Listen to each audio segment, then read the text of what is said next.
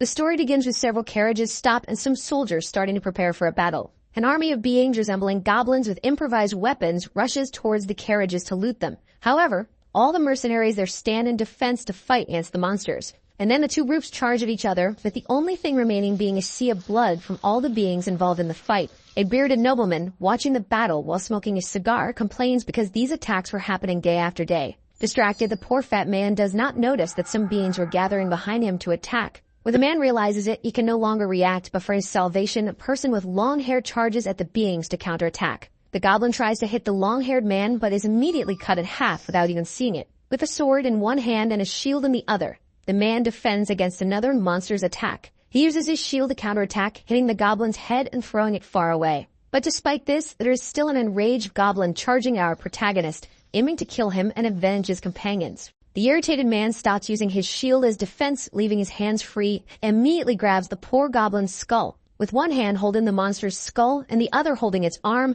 he exerts force to tear it apart. And then, in an extremely cruel manner, the man begins to rip the beast in half, while the nobleman from before merely watches. In shock, the nobleman is incredulous that the man had torn a goblin in half with just his bare hands. With his face stained with the creature's blood, the boy continues to stare at the beast's body while the nobleman asks who he was. But before all this happens, we see a man working on a computer, and our protagonist begins to explain that since he was young, he always liked games and that it was not a sin. The world of games had various elements like the caste system and poverty, where the nobility reigned, betrayals and murders of close people or even strangers, and last but not least, numerous monsters and ferocious beasts that only think of destroying and killing. Our protagonist introduces himself as Dallin, and his appearance is of a tall man with long hair dressed in medieval clothes. However, he reformulates and says that his real name was something else while he remembers his life in his former world. But before stating his real name, the scene cuts, and we see the boy writing in a book with a quill already in another place. It was in a carriage while the sun shone on his face, and the boy continued writing something in his notebook.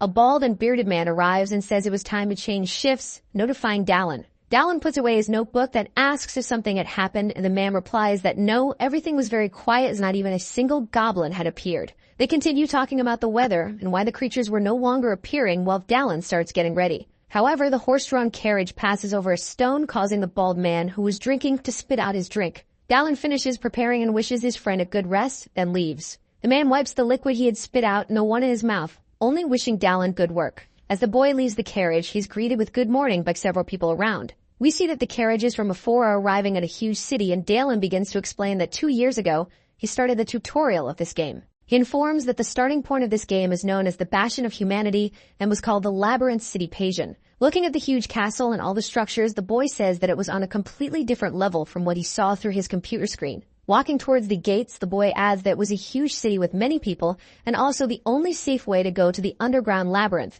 Dallin says there is no other path but this one that allows avoiding the monsters appearing in the labyrinth, which holds numerous treasures buried inside. Concluding that, moreover, at the lowest part of the labyrinth, there is an object called the Stone of Wish that grants a wish. He thinks that honestly this was probably the only way to return to his land, and to confirm if the stone really existed, he would need to descend to the end of the labyrinth. However, catching his attention, an unknown person calls him by his name from behind. The said person was the same noble from last time, who, upon being greeted by Dallin, said the boy didn't need to be so formal. As Dallin approached, it was noticeable that our protagonist was much taller than the man, and both men mentioned that they were companions and thus didn't need formality. Our protagonist assumed that the man wanted something, and the noble was surprised, saying Dallin had a keen perception, which was why he liked the boy. With all his elegance, Bulpa said he had something to offer and asked if Dallin would be willing to join his emporium as his personal mercenary. Hearing this, Dallin was somewhat confused because he thought he had never seen such an event in that game before. Bulpa said his merchant instincts told him that although there were numerous superhumans who flew and crawled in this labyrinth city, he was sure that our protagonist would soon be on the same level as them. The boy asked if the noble was trying to hire him before that happened, and the dwarf confirmed. He emphasized that this would also be advantageous for our protagonist, asking once more if the boy would accept the offer. However, unexpectedly the boy refused, and then the dwarf began to pull something from his jacket, saying he knew this would happen. The man took out a bag of coins, saying it was the commission fee, 15 shillings. Dallin was confused, noting that his commission fee was 10 shillings, and he even thought he would receive less since he joined halfway, but Bulpa said the rest was an investment. Bulpa concluded by saying he wanted to solidify his relationship with a talented warrior, and our protagonist smiled, hearing the man. To finalize the negotiation, the dwarf asked the boy not to ignore him in the future, and he accepted, saying it sounded good. The boy extended his hand to greet and say goodbye, saying he would see Dallin later. Dallin extended his hand, returning the gesture to the noble and smiling at him, realizing that the man truly seemed like a good person, and the conversation ended with a handshake. Later that day, when it was about to get dark and the sun was setting, we see several people walking through the streets of the labyrinth city.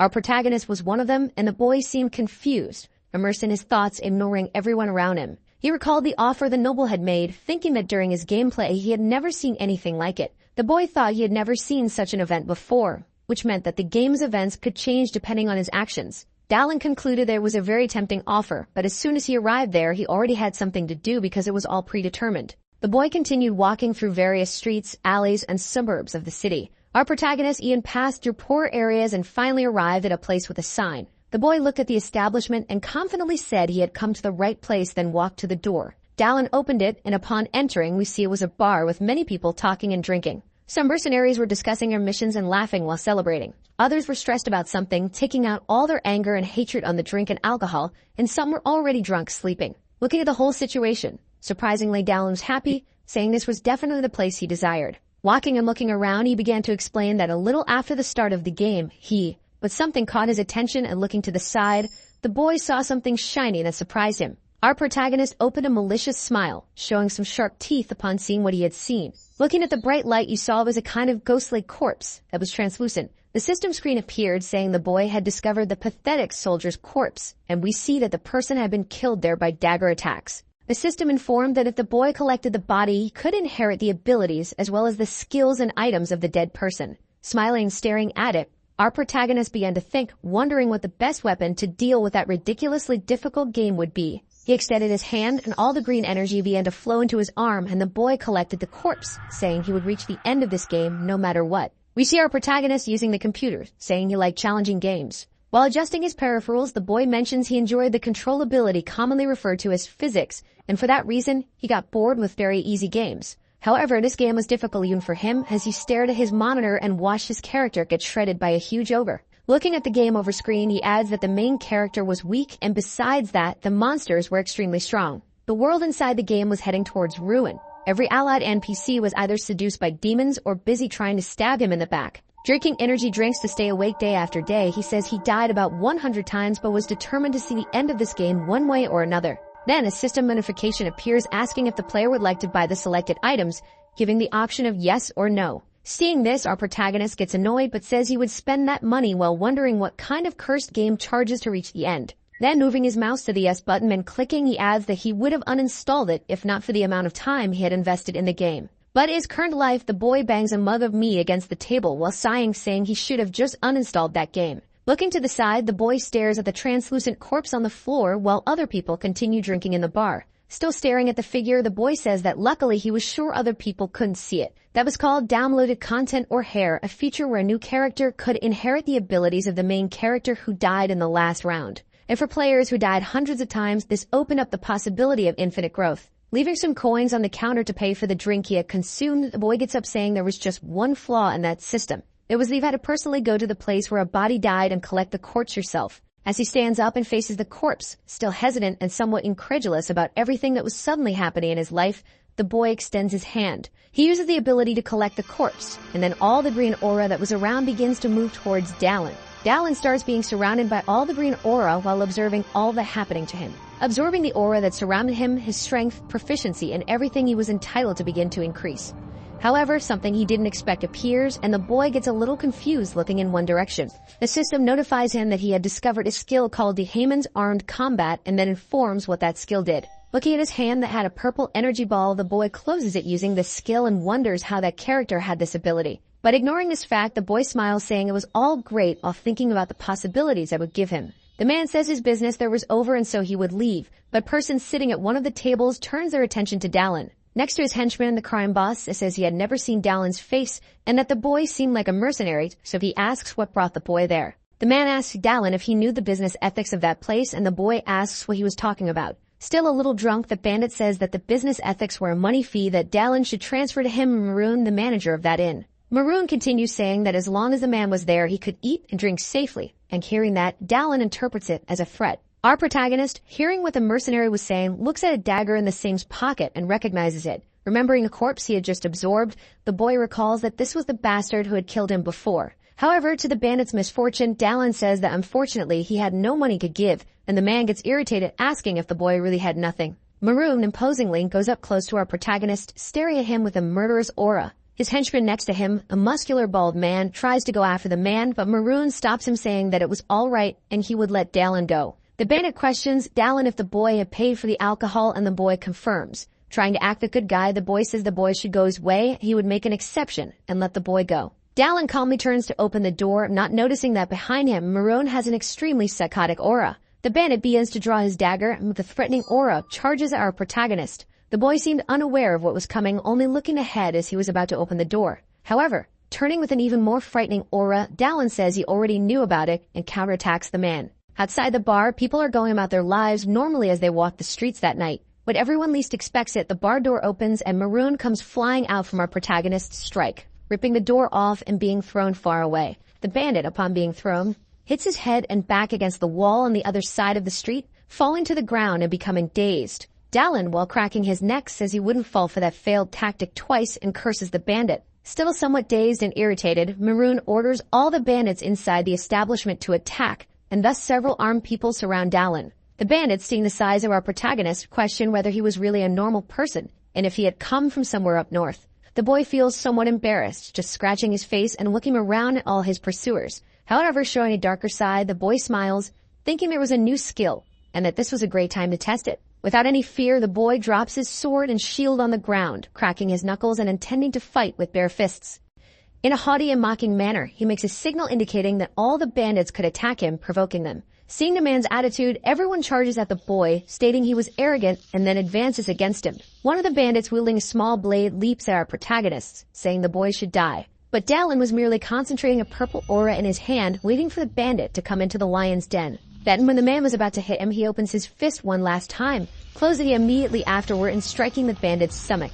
With the strong impact, the man is instantly repelled, being thrown meters away, already unconscious and probably dead. Seeing that, the other bandits, even finding it frightening, immediately charge at Dallin, and two of them have two blades ready to kill the boy. A bald man tries to attack with a sword, but the boy quickly dodges and then counterattacks, throwing the man away. The other bandit manages to land his attack with a wooden club, and realizes the club broke without leaving a scratch on his opponent. The bandana-wearing man, seeing it had no effect, wonders how a human's body could be as hard as iron while becoming worried. Dallin takes advantage of this distraction and also strikes the man with the back of his fist in the belly, knocking him out immediately. Seeing the bandits charging at him, our protagonist does only one thing. He smiles wickedly because he knew he could win. Maroon, who was completely beaten on the other side of the street, gets irritated, saying he pays the bandits to obey, so they should finish that guy immediately. Even hesitating upon hearing their boss's order, a blond man immediately attacks Dallin from behind, trying to stab the boy with a blade. However, before he could see it, Dallin immediately spins his body, hitting his opponent's chin squarely with his heel. And while his partner fell to the ground, another bandit charges to attack the boy with a dagger. However, this time Dallin manages to defend himself just in time, creating a dust cloud that makes it impossible to see anything for a few seconds. Where the dust settles, we can see that Dallin managed to catch the man's dagger with his own hands, injuring his fist in the process. Immediately, while preventing his attacker's movement, the boy retorts with a full punch to the guy's face, who wondered how he had caught the dagger with his hand. Upon receiving the impact of the blow, the man also goes rolling backward, meters away, already unconscious. Dallin seems unhappy, complaining that it was crap, also wiping the dust off his chest. Looking at the bodies of the defeated bandits around him, he explains he was only trying to grab the man's wrist. That must have happened because the skill proficiency was low. Seeing his stats, Dallin realizes his skill Dehamon's armed combat had only increased by 1% proficiency, saying the game was damn hard. Looking back, a bald person appears asking the boy what he had done, catching his attention. The bartender accuses Dallin, stating that the boy was beating people up in broad daylight, and that even if he was a mercenary, it was not allowed. However, our protagonist had no patience for conversation, and thinking that the man was threatening him at this point, the boy draws an axe. The bartender continues complaining, saying that if the guards found out about this, he wouldn't get away unscathed, and before he could realize it, an axe flies in his direction. The bald man only manages to see the object hitting near his head, becoming completely terrified. Our protagonist then apologizes, saying that it had slipped from his hand by accident. He walks up to the bald man, removing the axe that had gotten stuck in the wood, and the boy remains nervous. With a murderous aura and the axe in his hands, he asks the bartender what the man was saying. At night, near a cabin, we see Dallin tossing a bag of gold into the air. The boy says that before threatening someone, you should know who your enemy is, and since the guy was the innkeeper, he had made a lot of money. As he walks through the city streets, he adds that with this he could stay in a good place without worrying about anything. Already in a few meters away, the receptionist welcomes our protagonist, saying that this was the Sword and Shield Inn. The man asks the boy how long he plans to stay because this inn even offers discounts depending on his mercenary rank. Dallin then says he would stay for a week and pulls out his silver necklace from his pocket, informing that he was a silver rank mercenary. The receptionist explains that since he was silver rank, breakfast and lunch would be completely free, but dinner would be extra, and the price of the bowl was 7 shillings. Looking at the bag of coins, the boy feels somewhat disappointed, thinking that it was still expensive. However, with few options, he leaves the coins on the counter and then heads to his room, number 412. Upon arriving there, the boy removes all of his armor and weapons, placing them on his bed. The boy goes to the window to look at the moon in the sky and says that this was the true beginning because the most important thing before completing the game was survival. Dallin continues immersed in his thoughts, thinking that to prevent this world from collapsing, he would have to become stronger, and for that, he would need money and experience. But unfortunately, with his current equipment and skills, that would be practically impossible. He needed money to buy good equipment and had to level up to use the hair skill. Thanks to his countless rounds, the corpses of his characters are scattered throughout the entire continent, and this would allow him to evolve exponentially. Clenching his fists, determined with his desire, the boy concludes that if he collected all the corpses, he could become extremely stronger than before. While imagining the creatures in that world, he notes that time was short, and he would have to prepare as quickly as possible. Thinking more deeply, the boy tries to find a special mission where he can earn money and collect corpses, simultaneously exploring the country. The boy finishes by saying that for this, you have to meet the owner of the nest the next day. In another place, you can see the establishment with a logo of a raven. Inside this place, everything is illuminated by a purple light, while on a table there are various equipment, books, and magical potions. A beautiful girl rests part of her face on her hand while she says the name Dallin. Reading some papers, we see that the girl was sitting in a chair near a table, reading a specific paper with information about our protagonist. The next day, the sun finally rises, shining on the whole hotel and other apartments in the Labyrinth City. The man in charge of the hotel reception wishes our protagonist a safe journey, and the boy quickly leaves the place. Looking around and still a bit confused, the boy asks himself he should go now or wait for a more appropriate moment. He starts walking through the streets and suburbs of the city, heading to the location he wanted to visit. After some walking, he finally sees the Raven logo and says it looks like he has arrived. Looking at the establishment, everything was completely run down, even overtaken by vines that were growing, and Dallin remarks that it was very neglected. Entering without asking anyone, the boy asks if there was anyone there, and it's possible to see that it looked like a bar illuminated by a purple magic crystal. Searching the establishment, Dallin notes that the door is open, but the owner of the nest didn't seem to be there. Something catches his attention, and he diverts his gaze to a door, saying it might be an uninvited guest. Behind the door, the same girl from the previous day was hiding the crossbow, and when the boy notices this, he says he has to clear up the misunderstanding. The boy goes to the door he entered and knocks with a secret code that only he and a few specific people knew. Hearing this, the girl remains silent for a while, then sighs and realizes what it is. Before opening the door, she asks how many times she has to say it, and as she opens the door, she says that outside business hours, one should only come if it's urgent. Upon seeing our protagonist, she notices that the boy is much taller than her and comments that she has never seen him before. Sighing, the boy says that the girl needs to expand her customer base to do well in business, as this place should be thriving, and the girl remains silent. Smiling the hint of mockery, she explains that she is quite capable, and that the boy talks a lot for a customer from the north. She rephrases and asks how a savage dares to hint at someone like her, then asks if the boy understands, and Dallin confirms. The boy says it wouldn't be good if you were just a savage who migrated at the age of 2, and the girl is a bit confused by the phrase. He explains that he was civilized from an early age, and unlike an informant, she wasn't very good at foreign languages. Hearing this, the girl laughs despite trying to hold it back, saying the boy is a disappointment. The girl apologizes, commenting that she didn't expect to be fooled in such a gentlemanly manner. She turns around, smiling, and walks back to where she was, saying that since our protagonist is a customer,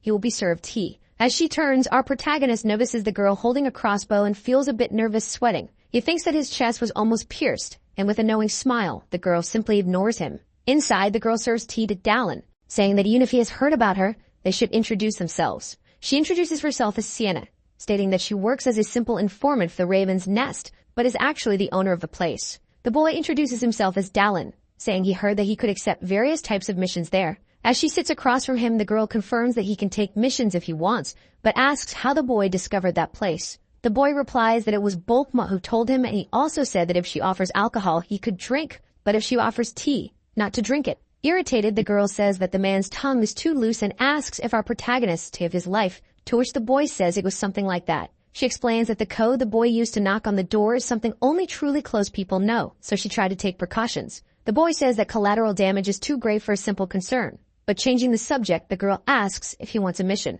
She explains that even with everything, she still doesn't know the boy, whether close to Bulma or not, so this is the first time they're meeting. And for now, the only thing the girl can do is give trivial missions, things that wouldn't have much impact on her business even if the boy fails. Smiling, the boy says it's okay since this is their first meeting, and the girl also smiles. Smiling, the girl says she should witness the abilities of the almighty warrior who tore apart a goblin with his bare hands. In another place, in a more remote part of the city resembling a slum, Dallin is seen reading some information on a flyer he received. He says that the girl is like a fox and that "I don't know you yet" talk was all lies. From the moment he arrived in the city, the girl already had information on who he was before he even thought of going there. After some walking, the boy steps into a part of the city's sewer and notices something. That was the lower street in the Bronze Territory's outskirts, and realizing he was in the right place, the boy starts to analyze. It seems there was an incident of missing people on that street, and that's why he received the mission to go there. Apparently, several disappearance cases have been occurring over an entire month in the same place, the entrance to Low Street. The boy begins to enter and search the area, while it is also explained that these incidents happen every 3 to 5 days. Recently, however, a young man disappeared, so the criminal seems to be getting bolder. Our protagonist then enters the sewer. Looking around, Dallin comments that it was written that the last disappearance happened there, and so the boy begins to investigate. Something catches his attention, and looking ahead, he sees the shadow of a monster talking about its stomach. The creature resembled a human but was walking on all fours and acting like an animal. Dallin then draws his shield and sword, preparing for combat, but something catches his attention when he sees the monster. He realizes that this humanoid creature, which resembled a rat, was the bastard that had devoured one of his bodies. The system notifies that Dallin had discovered the body of the hunter who was devoured as a form of test. The system also hints that our protagonist could inherit the bodies that were eaten or absorbed by someone by defeating the target that consumed it. Dallin faces the beast and notices that the monster has various veins on its back and a monstrous appearance. Seeing this, the boy smiles, saying he wouldn't have imagined finding his target so quickly. The boy assumes he's lucky, and the notification explains that if he defeats the target and absorbs it, he will acquire the powers of the corpse the monster ate.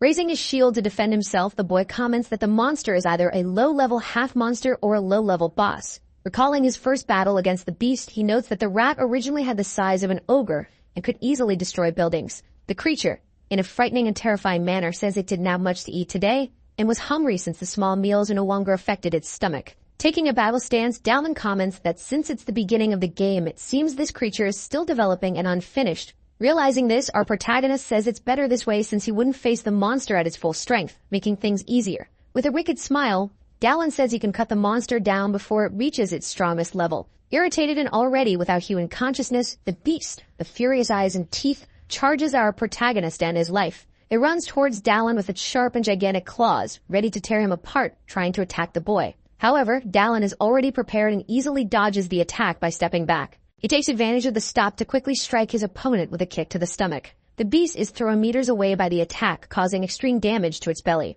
The monster hits his head against a sewer wall, becoming extremely injured and dazed. The creature turns to look at Dallin, and we see that the wound had crushed part of the beast's skull. However, a disgusting pink slime begins to form on the wound, regenerating it immediately. Seeing that his enemy had regenerated, the boy becomes extremely irritated, realizing the monster was still very strong. Quickly and without hesitation, the monster turns, ready to attack again, charging at our protagonist to kill him. However, without mercy, the boy uses his sword to try to cut the monster in half, but only manages to leave a wound in its stomach. The furious beast screams in pain while our protagonist realizes his attack hadn't been deep enough. Still groaning in pain, the half-human monster contorts, trying to hold the blood pouring from its stomach. Seeing his enemy kneeling before him, the boy raises his sword to finish him off and end the fight. Unexpectedly, with tears in its eyes, the monster begs our protagonist to stop because it was a person. Hearing this, the boy is completely confused, asking if the monster is okay now, and the person responds affirmatively. Crying, the beast says it didn't do it because it wanted to,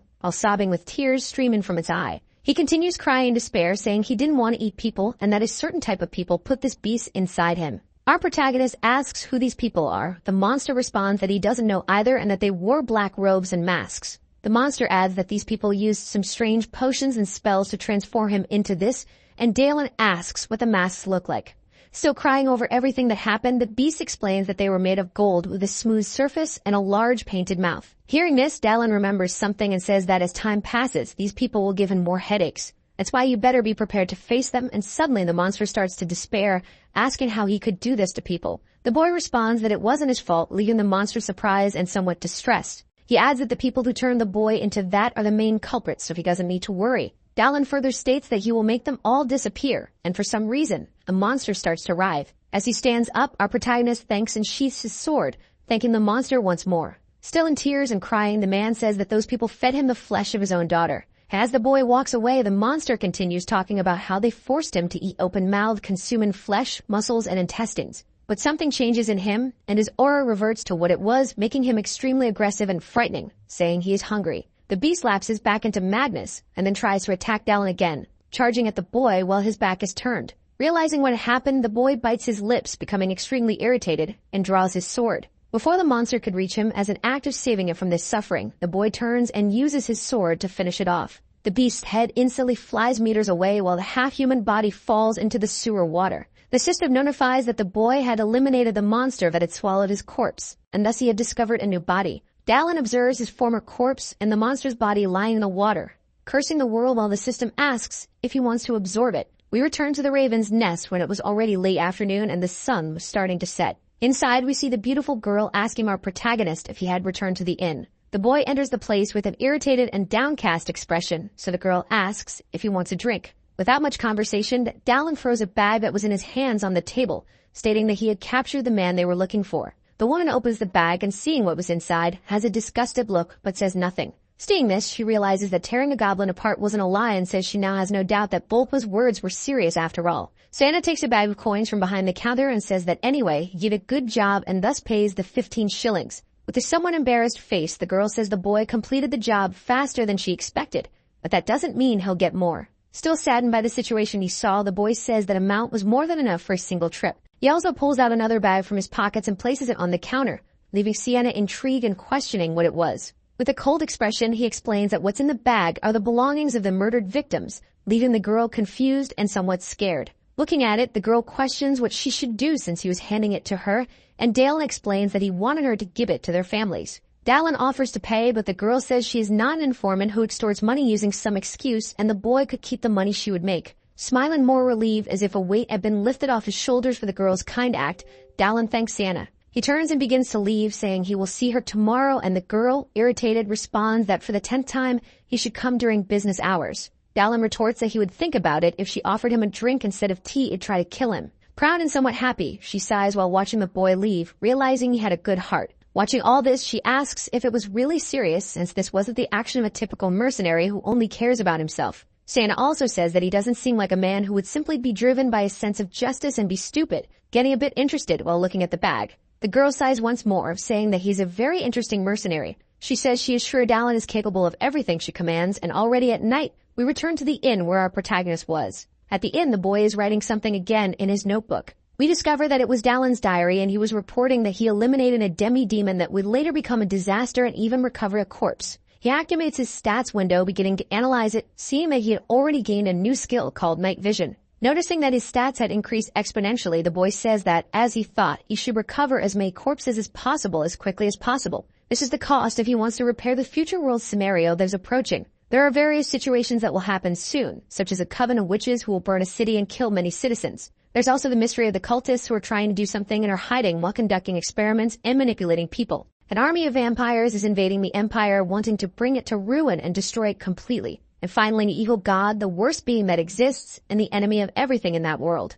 He remembers the monster talking about the masks of the people who did that to him. Dallin closes his diary with a bang, extremely irritated with the situation, standing up and saying he will do what he can for now. The secret cult society of Palacin, if left alone, will eventually become a presence that cannot be ignored. But before that happens, he opens a wicked smile and adds that he will dismantle them member by member and defeat them. The next morning, we see the Raven's Tavern, where our protagonist picks up his missions. Inside, a bartender is cleaning some glass cups when something behind him catches his attention. Dallin arrives and sits on a small chair in front of the counter, asking the bartender for a glass of whiskey. The man quickly nods and rings a bell near him, then hands our protagonist the drink, which he quickly consumes. However, surprising the boy, Sienna appears, asking how long he will ignore the instructions to come only during business hours. Dallin responds that if there's a customer and a bartender, it's business hours, and the girl says the boy is talking too much. Our protagonist asks the woman who he has to kill that day, but she replies that the boy isn't going to kill anyone. Sienna points to her office and says he needs to go in now because they need to talk about something. The boy is a bit hesitant, not understanding what the woman meant by talk. She turns and starts entering her office, saying that a specific job has come for a certain person. The girl calls in the low-path hunter and then enters her office, laughing. Inside the office, Dalen asks who this low-path hunter is and what the girl wanted to say about it. Sienna, while serving tea, asks if the boy didn't know that was his new nickname. Because he was running through the low paths and alleys, catching wanted people, that nickname was given to him. Sienna adds that it's no wonder he earned that nickname while Dalen remembers the missions he's been doing these days. The woman also says that he spent almost every day of the last week doing the work that others avoid because it's dirty and dangerous. Dalen retorts, saying that there must be many other bounty hunters there besides him, but the girl replies that he was standing out. Changing the subject, the man asks about the job he received, and the woman turns, going to the wall and picking up some papers. With papers in her hands, she shakes them, smiling, saying that it's his present. Reading, he looks somewhat surprised and says the phrase Magic Tower, confused by what he's reading. Sienna confirms his suspicions, stating that the Magic Tower of El Gaia's in the fine silver zone had hired him. The woman clarifies that she's not speaking for all of El Gaia's but for a specific, highly important mage. Dalen becomes even more confused, saying he's only been active for a week. So how did the Magic Tower know his name? The girl replies that one of her clients with high connections must have recommended him. Sienna says that to get the attention of the Magic Tower's scouts, Dalen must have had an encounter with someone of high rank, asking if the boy met someone of high rank. However, Sienna snaps her fingers.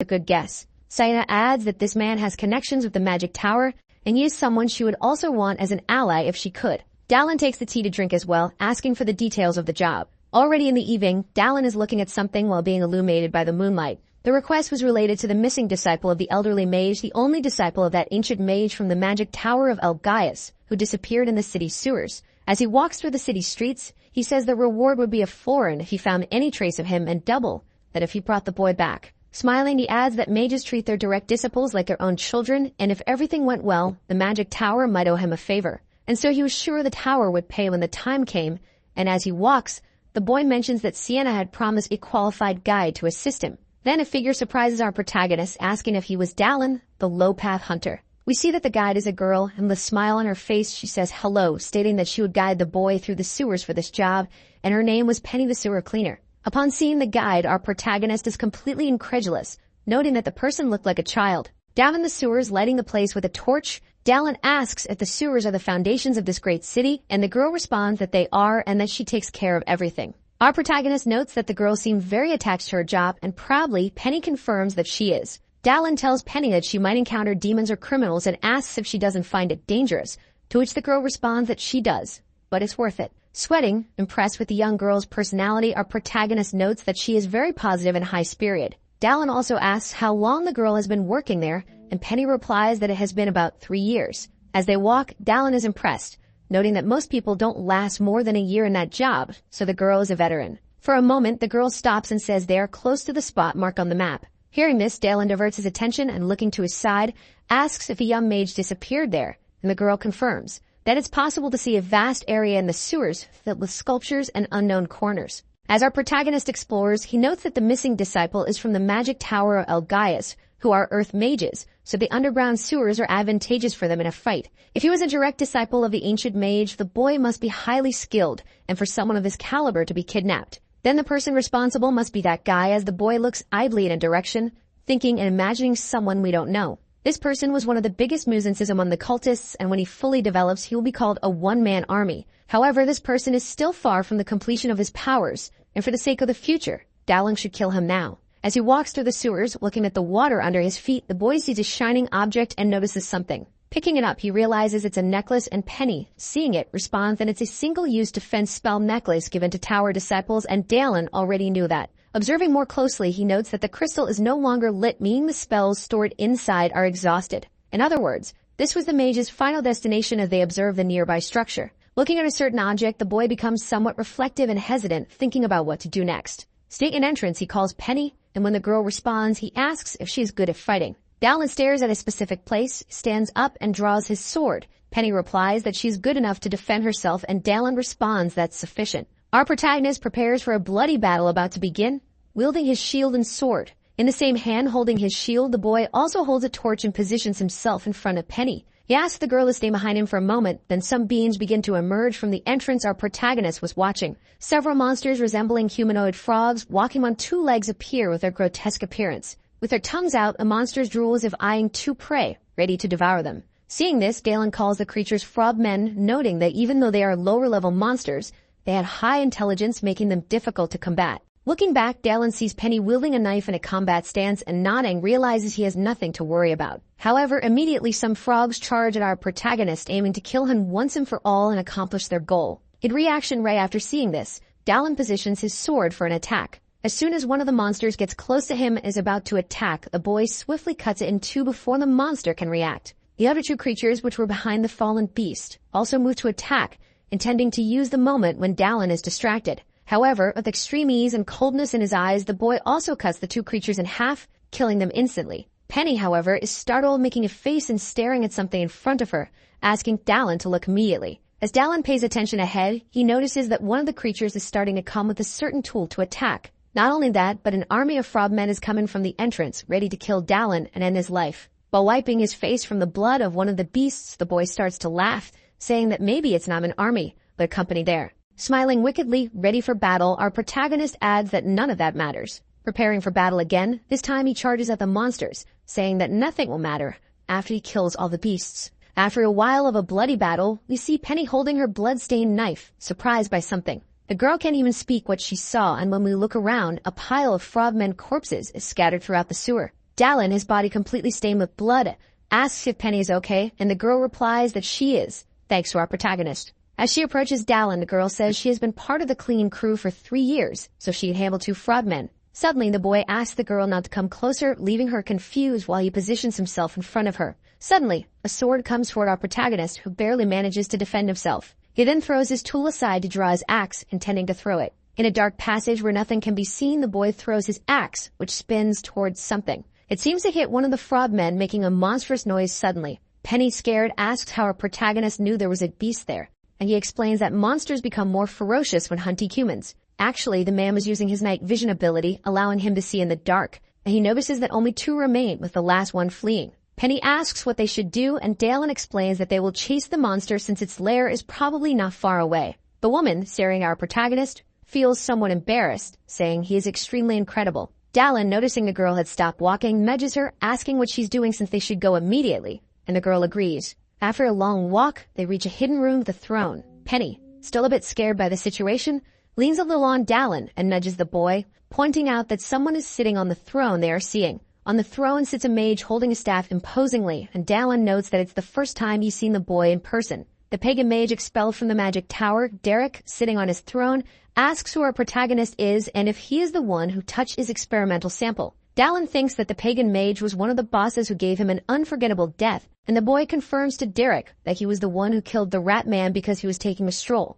The mage responds that the boy is lying because it's strange since normal people don't take deep strolls in the sewers as he was doing. The mage strikes his staff on the ground, making a loud noise while saying that our protagonist should not have pursued the frogs that fled to his lair. Then from the surrounding waters, several frogmen begin to emerge. Penny, seeing this, starts trembling all over, holding her knife and looking ahead with a terrified expression. Looking around, she sees an army of various frogmen ready to tear apart and attack anyone. As she steps back, the girl says that if this is released into the city, it will cause a catastrophe, continuing the terrified expression. However, Dallin touches her back, preventing her from moving further back, catching her attention and making her blush. Looking at Dallin, the man maintains a firm and confident expression as if wanting to reassure the girl. Seeing the protagonist, she understands that the boy can defeat as many frogmen as there are, so she doesn't need to despair. With a look of extreme psychopathy, Derek orders his frogmen to tear them both to pieces. Then, revealing they even had enormous teeth, the frogs charge ferociously to defeat Dallin and Penny. Dallin remains motionless before an army of frogs rushing towards him, ready to kill him.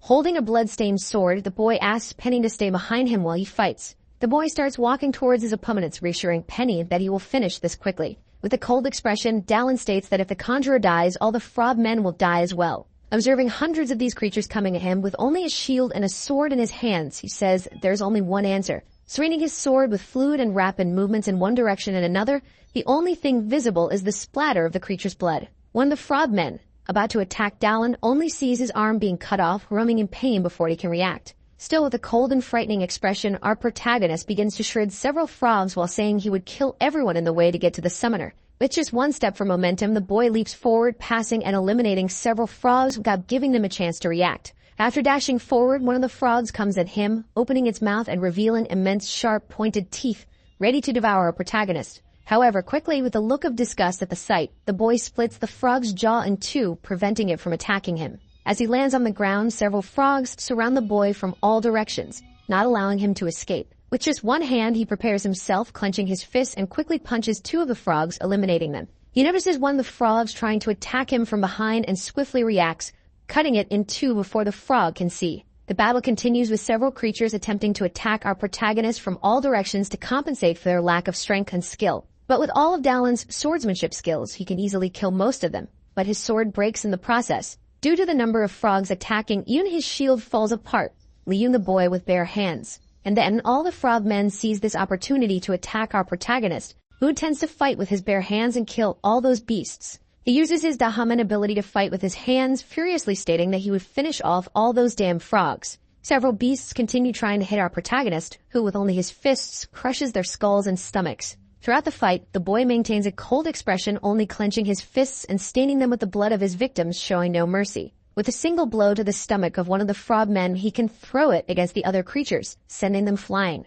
Derek the wizard, upon seeing this, is terrified, seeing that the boy was very powerful and seemed psychopathic. Seeing his son is being torn apart by a man with bare hands, he wonders where such a monster had come from. Looking ahead, the pagan wizard does not notice Dalen advancing towards him with an axe in his hands, ready to finish him off. When he realizes it is too late and even trying to defend himself with his staff, he fails. A purple trail of energy can be seen moving from top to bottom, following Dalen's motion with the axe. After the dust settles, we see that our protagonist has landed a full blow to the pagan wizard's skull, who still utters his last words. Seeing that he had accomplished his goal, Dalen sighs in relief, realizing that everything was over. A notification appears with the wizard's death, indicating that he had discovered the body of a mercenary who had become a pagan wizard. Our protagonist remembers the moment he fought and was absorbed by Derek, who had dragon blood in his body and was used for experiments. Dalen adds, saying that thinking about it now, that scene was extremely horrific, cursing the corpse lying before him. Then the system asks if he wanted to absorb the body to acquire its skills and stats.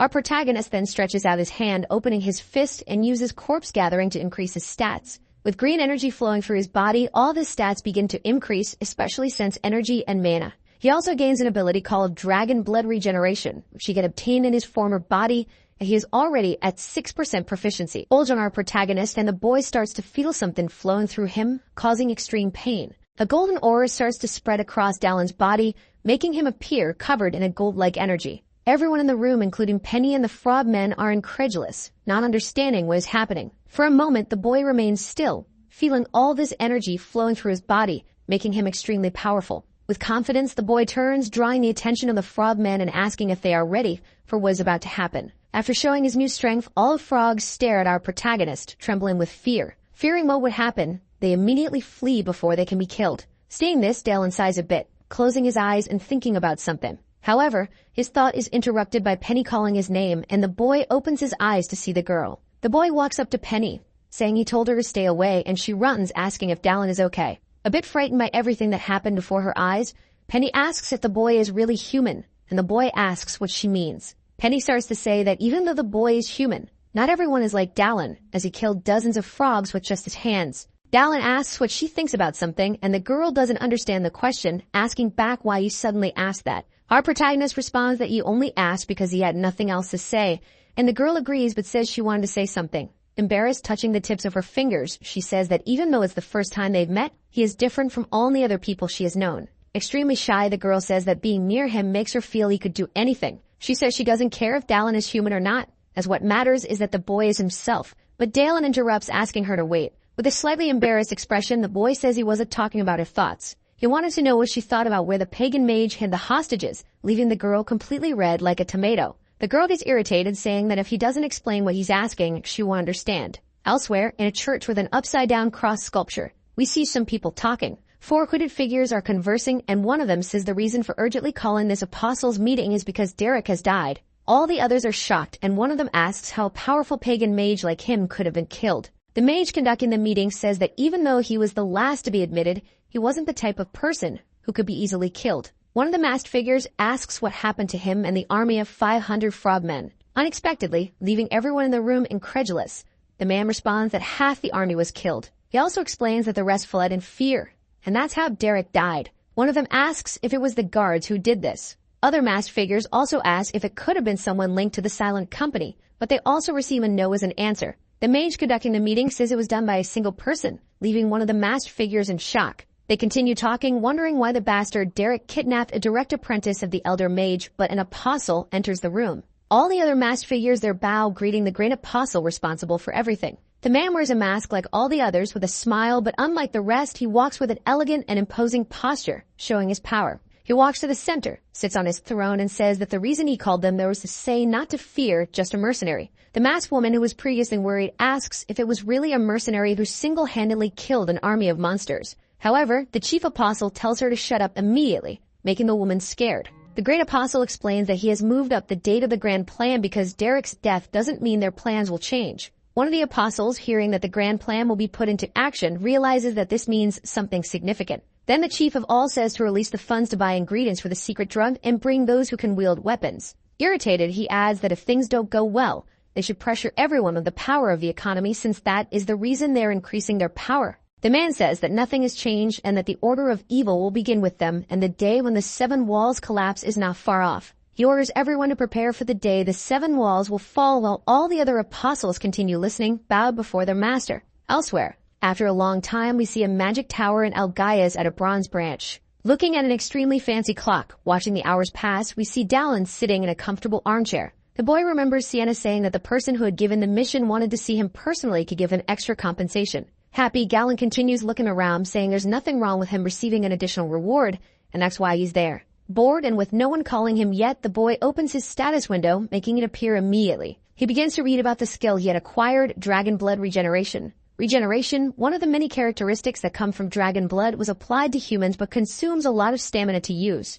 In the sewer, he slept for a day as soon as he returned from the mission, and it seems he doesn't have full dragon blood in his body, only partially. The boy calculates that it would be impossible to use that skill continuously in a fight without exhausting himself completely. Suddenly, a man with red hair and a large beard enters the room, saying he had kept the guest waiting unintentionally. This person was Felver Valentino, the ancient mage of the magic tower of Algaias. He apologizes as it has been a while since he was last at the magic tower, so he had to catch up. Felver says he will ask for a cup of tea and asks if Dallin would like some, to which the boy replies yes. The ancient mage says something, but our protagonist immediately ignores it, starting to smell something he hadn't smelled in years. He smells coffee, and upon looking at the cup, he realizes it's really what he was hoping for, becoming completely happy to see it. The boy starts drinking it immediately, loving it, and then the noble elder says that based on the boy's appearance, he didn't expect him to like tea. While drinking, Felver, the elder, comments that if it's okay with the mercenary, he will send a bag of beans to the raven's nest, and the boy agrees, thanking him. The man apologizes for the inconvenience and introduces himself as an elder mage of the magic tower of Algaias, as well as a grandmaster of the arts. He's also Tommy's teacher, the person Dallin saved, so the boy recalls the moment you saved the boy, asking Felver if he is well. Felver thanks Dallin and mentions that Tommy is only well because of him. Our protagonist asks if he knew why the pagan mage went down there. The ancient mage explains that the villain coincidentally found his apprentice and followed his tracks. Looking at his reflection, Felver says that his apprentice didn't know that Derek's strategy was to reach him. Again, the great elder thanks him for defeating the army of frogmen alone and says he couldn't believe Dallin was just a silver-rank mercenary. Dallin replies that he shouldn't judge people just by an identification plate, and the mage agrees as everyone has their own story. The man throws a bag full of coins on the table, saying that is the reward, and it contains 100 silver coins equivalent to 1 gold coin. With a confident face, the mage adds that you will also reward him with something extra, picking something up. He places a beautifully crafted bag on the table, saying that is the present. The mage explains that inside it is a regeneration potion, and he thought that since our protagonist is a sword-wielding warrior, it would be useful. But the mage adds that he thinks Dallin won't need it anymore since he has dragon blood inside him, making our protagonist startled. Seeing Dallin's reaction, the mage quickly asks the boy to calm down as he's not there to threaten him, but to make an offer. Irritated and almost ready to attack, the boy tries to calm down, asking what the mage's offer is. Felver, with a completely different face and posture, offers our protagonist the chance to choose a different reward. At sunset, after a long conversation, you see Dallin leaving the place. He remembers Felver saying that the boy chose the right thing, so Dallin says that it's probably better than the potion. As he leaves, our protagonist remarks that he never imagined that the mage was so skilled that he could even recognize dragon blood in his body. Our protagonist also recalls the moment he finished fighting the mage and saw his axe shattered. Dallin feels somewhat sad as it was his last tool since his sword and shield were also destroyed. Penny notes that he can't do anything more with those and says Dallin needs to buy new ones, catching the girl's attention. A bit embarrassed, the girl says her uncle is a blacksmith and asks if Dallin wants to visit him because since the boy is special, she will ask her uncle to give him a good discount. In the present moment, the boy sighs, saying that if he's going to get a good discount, he should go there since he has no other option. Far away, we see the Forge Street in the Bronze territory, with many people walking around. As he walks and looks around, Alan says he thinks the girl gave him that location, but he isn't sure. However, he hears someone shouting for help, and when he looks in that direction, he is confronted with an unbelievable sight. He sees someone being thrown out of the forge Penny had told him about, hands tied behind their back. Inside the forge, a blonde man had thrown the person out after kicking him, saying the old man was screwing everything up. The blacksmith begs them to leave his niece Penny alone and curses the bastards. Seeing the situation, Dallin realizes what's happening and notices that the man is the girl's uncle. The man who was assaulting the blacksmith leaves the forge, saying that the man should have repaid the interest on time. The blonde thug says that if the blacksmith doesn't have money, he could use his niece to pay the debt, causing Penny to despair. Trying to get up, a bit hurt from the fall, the blacksmith tells the thug that if he continues saying those things, he will make him pay with his mouth. Our protagonist watches the fight from afar, observing the entire situation and realizing something. The blacksmith Penny mentioned is named Leveron Araquin, a well-known mithril refiner. Our protagonist explains that by the second half of the game, this blacksmith develops exponentially and creates the greatest weapons for humanity. He is a very important NPC blacksmith, necessary for the strategy in the second half of the game. Returning to the present moment, the blonde man draws a sharp knife and says the man could pay with one of his hands. However, someone firmly grasps his wrist and the man gets irritated, asking who is doing that. Our protagonist snatches the sword from the thug's hand, saying that if an old man's hand costs a gold coin, how much would a young man's hand cost? The last thing we hear is the thug's scream echoing through the city, and some time passes. We see a mug of beer on a table, and the blacksmith thanks our protagonist for saving him and his niece. The man says he had heard about the boy because his niece had mentioned him and asked our protagonist, who is drinking, if he needs a new weapon. Unfortunately, the blacksmith explains that he cannot make a suitable weapon for the boy now because, as he saw earlier, he has a debt with the shop. Wiping the drink from the corner of his mouth, the boy asks what the man's debt has to do with making weapons. The blacksmith gets irritated, slamming his hands on the table, saying that people confiscated all of his tools as interest. And with this debt, a shop told him that if he worked for them for 5 years, the debt would be paid off. However, for a neighborhood blacksmith like him, the moment he closed the shop, it would end, and when the debt was paid off, the only future left for him would be to work in someone else's forge. Our protagonist assumes the man tried to maintain his position, and in the end, the thugs came to threaten him. The blacksmith ignores what our protagonist says, only mentioning that he hates those bastards from Telia, which catches the boy's attention. The blacksmith then, with his hand on his face, says that if Dallin came with that purpose, he could forget it. But unexpectedly, he is interrupted, and our protagonist asks how much the man owes, making him incredulous. Confident, Dallin says he will pay the debt for him while smiling happily. The boy begins to leave the place, but the blacksmith tries to stop him, saying the amount is too high for one person to pay alone. As he leaves, Dallin just waves goodbye, saying there's a way for everything in this world, and he doesn't need to worry, but in return, he wants the blacksmith to make some weapons. As he leaves, our protagonist picks up an axe from the forge to complete his mission. Looking back confidently, believing in his abilities, he tells the blacksmith to consider it a deposit. Finally, before leaving, the boy thanks him for the beer, and the only thing the dwarf does is watch the man leave. The blacksmith turns to his niece, asking who that man was, and the girl remains silent. Embarrassed, she says they first need to consider whether he was human or not, but in short, he was an incredible person. At night, elsewhere, we see several carriages with various supplies of food and drinks arriving. Someone speaks to Bulkma, who is carrying a log, asking the boy what he is trying to say. Our protagonist asks Bulkma if he could lend him some money, around a handful of gold coins. The man doesn't even know what to say, only observing the boy in front of him. After a while in a house, we see someone with a bag of coins in their hand, and Dallin says it was a commission. We recall the moment when Dallin was negotiating with Bulkma, explaining that a family member has a debt, and the noble asks what it's about. While eating some grapes in the noble's house, our protagonist explains that it's a business fund debt that kept accumulating until it became several dozen times what it was originally. Again, Dallin asks if the man could lend him the gold or not, and Bulkma is a bit hesitant, questioning whether he should. While smoking, Bulkma asks with whom this person created the debt. Dallin responds that it was with the Tilia shop, and upon hearing this,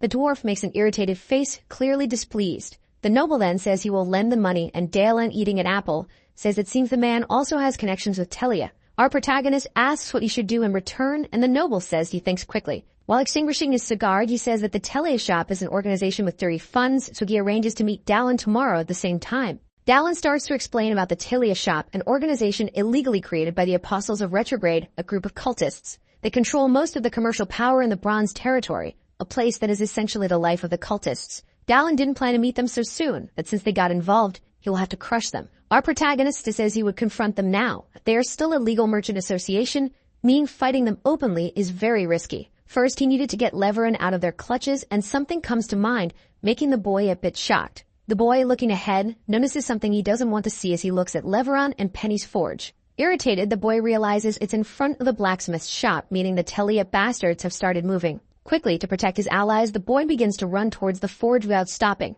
He sees a group of people armed with knives and clubs in front of the forge, ready to kill Penny and her uncle. One of the men tells the old man to follow them obediently, as they're not doing this, just eat a few coins. With a hammer in his hand, he says he won't go, cursing all the henchmen and saying he will kill them. The man starts mocking the blacksmith, saying he's very afraid of a hammer, but the truth is he's just taunting him. With an army behind him, the leader of the group of thugs says that even if the old man can defend himself for a moment, he wouldn't be able to fight them all. The old man, no longer in his prime physical condition, starts trembling in fear, knowing he can't face them all. The thug leader then finally gives the order everyone was waiting for to attack the old man and Penny, calling her a bitch in the process. However, before he can react, an axe comes flying towards him. Immediately, the axe goes straight through, cutting off the thug leader's hand, causing him to lift his bleeding fist and scream in pain. Another thug was about to warn that they were under attack, but immediately Dallin appears behind him, grabbing him by the neck and breaking it. The thugs look at the boy attacking, and Dallin says he has finally made up his mind. With one foot on the lifeless body, he says he will consider each hand of everyone there as a silver coin. Since the price for the hands had been set, he proceeded to get a few more.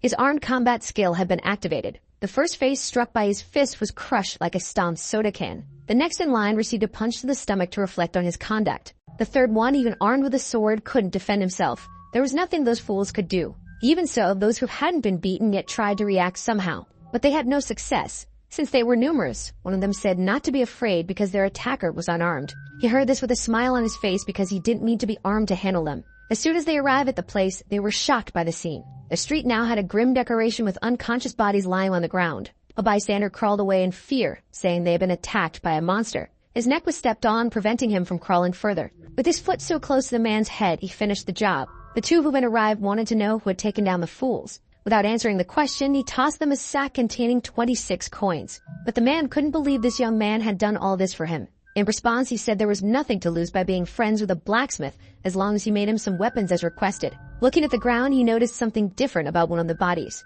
So he took it in his hands because he knew the young man was pretending to be dead. He knew they hadn't done this just for a few coins and wanted to know what his superiors intended with all this. Even at a disadvantage, the young man said he wouldn't say anything to him. Since he gave the wrong answer, he got slapped back to reality. Without much patience, he told him this was his last chance, and he had better say what the fools said in the shop. He said to take all of them, so his inquisitor wanted to know who. Artisans, merchants, anyone related to the business. Take them or kill them. Now all that remained was to know who gave the order. Before he could answer, the boy's hand twisted in a bizarre way. He was transforming, but he said the order came from the owner of Tilia's shop. His face gave way to a lycanthropic smile. This made him more alert to what would happen next. Before the transformation was complete, he threw the boy to the ground. The longer time passed, the closer he was to fully transforming. Seeing an axe nearby on the ground, he grabbed it.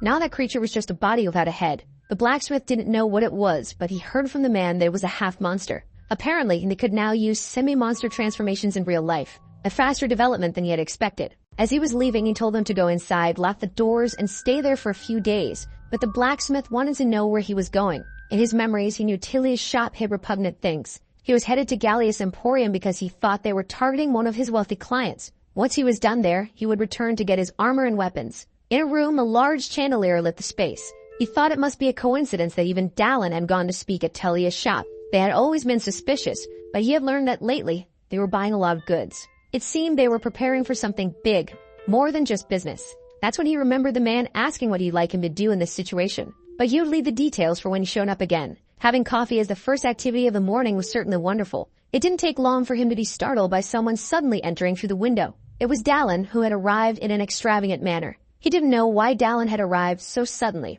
but he had already ordered the man to duck. Through the window, arrows began flying in, breaking the few remaining intact. Startled, he wanted to know what this meant. Dallin sighed in relief, saying that if he had been a little later, it would have been much worse. He would explain soon, but for now, the man had to hide under his bed. Reacting quickly, he threw the axe he was holding out the window. There was an archer hidden on one of the nearby rooftops. His face now became a place to hold an axe. As he left the room, he ordered the man not to leave until he returned. Dallin was quite happy because he would gain some experience now. The man heard what he said but understood absolutely nothing. He jumped out the window toward the nearest roof. Beside him was the small body of the archer who had tried to hide. In the axe holder was a white mask. He looked around to get a sense of his surroundings. There were several of these men with masks on their faces. They began to appear in numbers on the rooftops. This was their main military force, white and gold masks in motion. This indicated they wouldn't just stand by and do nothing. Preparing for what was to come, he gripped the axe in one hand. There wasn't much time left before their grand plan would be put into action. A projectile flew in his direction. With skill, he used the axe to defend himself. Standing still wouldn't help, so he started to move. Before him were already a few of the fools who looked surprised. They tried to attack him in vain, but what they threw at him only hit the image he left behind. The first axe strike landed perfectly. It didn't take long for him to be close to the next one. This time, the axe brought about a separation of head and body. Now only 3 were left, and another projectile came his way. Once again, the axe was useful as a tool of defense. Someone said he must be the soldier who killed Derek. This man calmly approached him. They stood face to face, but on different rooftops. As soon as the masked man realized it was him, he expressed his desire to taste some of his blood. For the blood of valiant warriors is always a delight. This was a silver mask. He hadn't expected an executive member to be there. This was Stray Leader Hafen, a low-class assassin vampire who used poison and memorization. In the game, it was difficult even to react to his attacks. Still, he was excited to see how things would go now. There was no other option but to face him alone. Confident, he hoped to resolve everything in just a single strike. The vampire waited, smiling for him to approach. Dallin noticed something was wrong. He was now in the middle of a trap. He did his best to defend against the stakes. Now he felt he had been too reckless and should have been a little more patient. Because of his character's body that this guy had consumed, a notification appeared. He had discovered the killer who dismembered bodies under the night sky. Not to mention the recent attack wasn't made by him alone. The vampire had help from the other fools Dallin hadn't dealt with yet. If that was the case, he needed to take care of those guys first. Attacking, the vampire said he was growing impatient because he already wanted Dallin's blood. The henchmen attacked in unison, just like the crossbowmen on the other side. Dallin found himself surrounded on all sides. With exceptional mastery, he disappeared and was already upon some of them. His axe found the first of many targets. There was no time to waste in this situation, and his attack continued. His strikes were precise and lethal. The long-range shooters were no longer breathing, leaving only the others. He then prepared to throw his axe toward them. Without time to react to the speed of the attack, one had already been hit. Preparing to finish them off, he used his combat ability. As quickly as his axe advanced toward them, it had no trouble taking them down. The survivor of this strike called him a monster. Dallin was relieved that only one of them remained now. Without patience, he let his axe sing. However, he noticed an attack coming from behind. He had to defend immediately, using the axe to stop the projectiles. But what he didn't expect was for poison to come out of them. Realizing the gravity of the situation, he tried to move away from the smoke immediately. But he was already poisoned. The vampire said that a simple human couldn't resist a deadly poison. He hadn't used it earlier because of his companions, but now with only one of them alive, it was a reasonable loss. Even so, the vampire was relieved not to have faced him head-on as he had taken down all the others without difficulty. Knowing this, he needed to make sure to get rid of him completely. Being a vampire, the poison didn't affect him, but he hoped the human wouldn't be able to resist. Amidst the smoke, he approached what he thought was the body of his victim. As he got closer, he realized it wasn't him. That body wore a golden mask. Dallin is already behind him, ready to let the blade of the axe sing. The vampire didn't expect this attack, much less that the human was still alive. Though he was caught by surprise, the first attack didn't hit him. What occupies his thoughts now is how the human resisted the poison. The only possible explanation is that he must not be human. That is certainly a terrifying monster. Before him, the man says his eyes are burning. It reminded him of tear gas when he was a soldier, but the vampire has no idea what that is. Not understanding what he's saying, he began to attack frantically. All he desires now is for this person to die quickly. Dallin sighed, unconcerned about the attack. He didn't care because their attack patterns were always the same, while the dragon's blood regenerated him. Dallin's foot sank into the roof. The vampire couldn't believe that the man was already before him. Worse than that, his throat was now in the palm of that monster's hand. With him immobilized, Dallin asked if the vampire would like to say his last words. He finally asked him how he survived the poison, which is lethal to humans. The vampire shouted loudly that it was impossible. Dallin told him he was talking too loud and crushed his throat. Luckily, it was a low-class vampire. If it had been higher, he would have turned into a bat or shadow and escaped. With that, he found a body that had perished trying to take down the vampire. The system wanted to know if he wanted to collect the body, so the body was collected by him. With that, he inherited the vampire's abilities, plus 3 in strength and jumping skill. Still in the house, the man was terrified because he never imagined he would be the target of an assassination. Even worse, in broad daylight, he remained in the room, holding a sword. Looking out the window, he tried to calm down because his head was still attached to his body. Contemplating his scenery, he wondered if it was all just a dream. Whether it was or not, it was wise to call his guards just in case. Preparing to open the door, he hoped Dallin was still alive. A loud noise erupted behind him. He turned, ready to defend himself.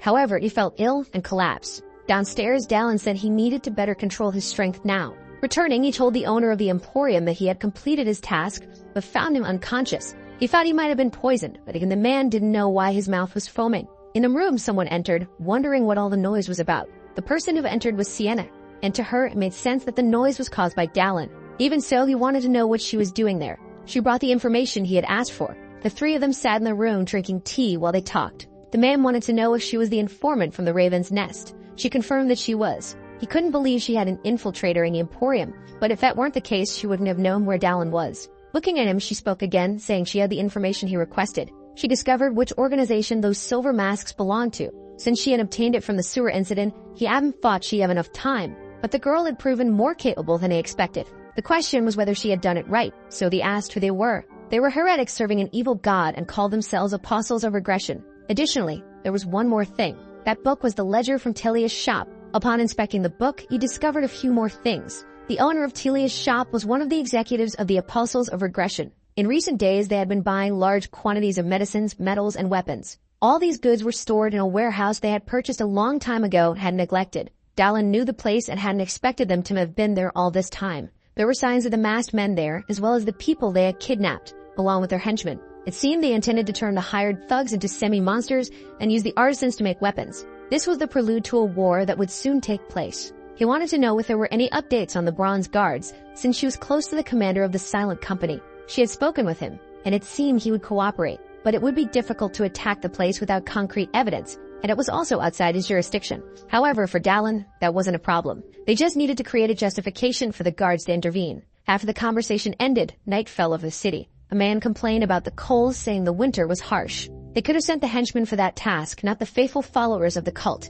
Even so, they were there standing guard at that building. His companion told him to stay quiet because if a golden mask heard that, he would be killed. The apostles have been working hard, and the grand plan will soon be put into action. Without warning, his companion fell to the ground. He had no idea what was going wrong, and Dallin was already behind him, much to his misfortune. Standing before the young man, Dallin wanted to know more about those white and gold masks. After all, he had killed them all. Hearing this, the young man was incredulous. Without waiting for his reaction, Dallin struck him. Thus, there would be no resistance from those 2. Besides them, there were a total of 30 people there. Many were on the rooftops and in the alleys of that place, but most of them were already unconscious, so there was no one left to stop his attack now. He jumped from the roof and headed for the ground. His descent was perfect and silent. There were no addicts or beggars on the street at this hour of the night. It's possible they had been captured and monstrified. Since they accelerated the plan, they no longer feared staying in the shadows. In the morning, he received confirmation that the Bronze Guards would assist them in this matter. The plan was simple. Invade the building, deal with the enemies, and start a fire.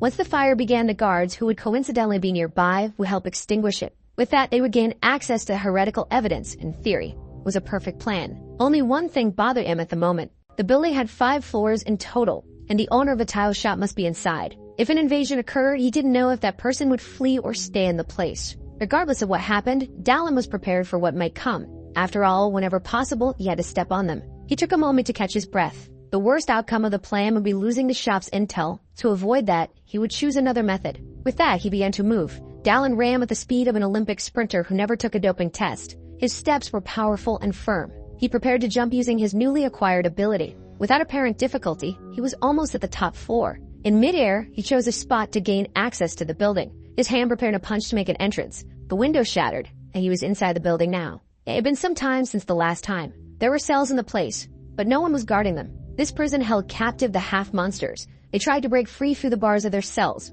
but without success. Seeing all of this brought back unpleasant memories. A man said Dallin was making too much noise and that he and his apostles had witnessed the presence of God. However, it was the first time he doubted what his eyes were seeing. He wanted to know if Dallin had cast a spell. This was Achilles, the owner of the shop. Dallin said he didn't know much about spells, but as a rich man, Achilles could go to the doctor to get his eyes checked. The battle between the 2 began. At first, they both seemed evenly matched in skill level, Though Dallin was good, Achilles countered in equal measure. Their blades clashed and sparks flew from the impact. He knew Dallin was stronger than an ordinary man. It wasn't for nothing that the other apostles had perished in his hands. If someone told him Dallin was a giant, he would believe it. Dallin didn't seem pressured now and pushed him back with a single blow. Achilles caught his breath and remembered that the Grand Apostle had a reason to hasten his plan. Faced with this, he needed to get rid of the obstacle in front of him. So he began to chant a dark incantation. Dallin seemed to recognize the spell. A red aura formed, and it looked like he was awakening the half-monsters in the place. In the cells, the monsters were growing stronger, as if they were drinking some juice.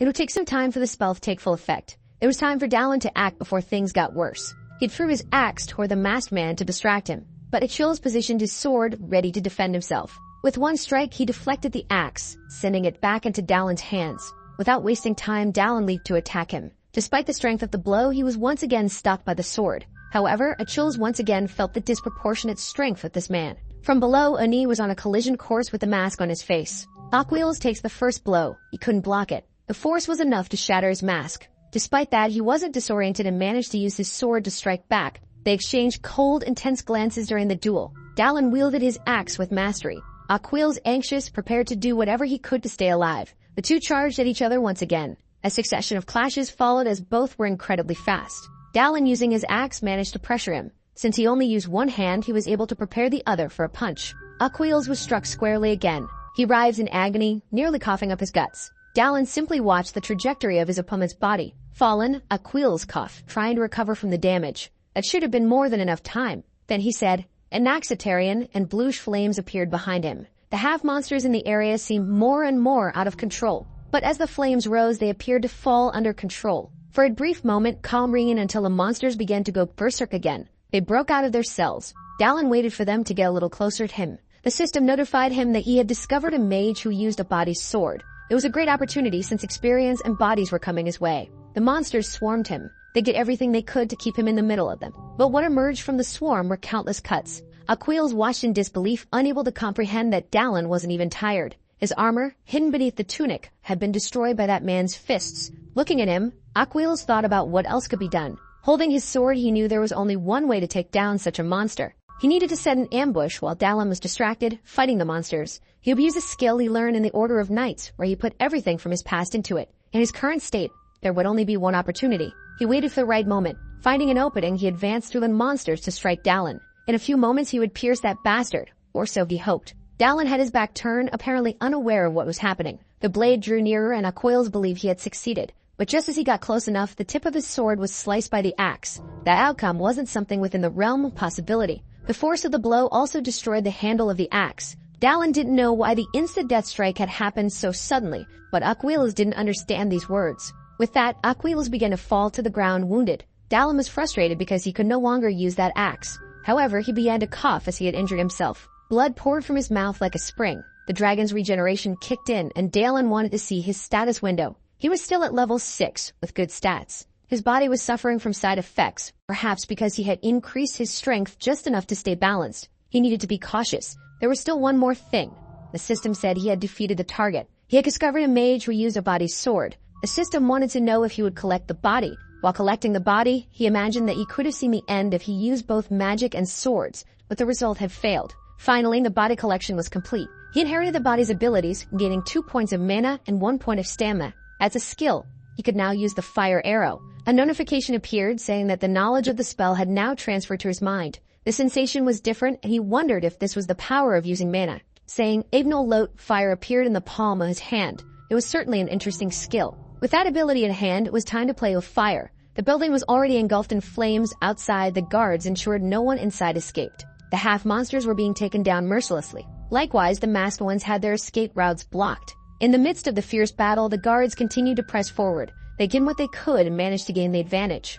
One of them, enraged, threatened his enemies, but he was caught off guard by a golden mask that was there. His lowered guard allowed the enemy to knock him to the ground. If things continued this way, he would meet a bad end. Discreetly, he tried to reach for a weapon near his hand, but the masked man saw this and stomped on it. With little he could do, he imagined this was the end for him. Before his eyes, he witnessed what he thought would be his last moment, and he didn't want to die like this. At the last instant, something unexpected saved him. He still didn't know what had happened and wanted to understand what it was. From the top of the building stood the person who had saved him. It was Dallin, who, seeing the situation, did what he could to prevent further casualties. He still had many arrows left. He knew he needed to do something, as it wasn't over yet. Holding them as if they were spears, he prepared to throw them. His feet braced themselves. His concentration was intense because he couldn't afford to falter. With all the strength he had, he threw the 3 arrows at the same time. They soared through the sky, heading for the ground. Upon hitting the targets, they produced a large impact zone. The guards who witnessed this were frozen in place for a brief moment. It had been unbelievable to see. However, it wasn't over yet,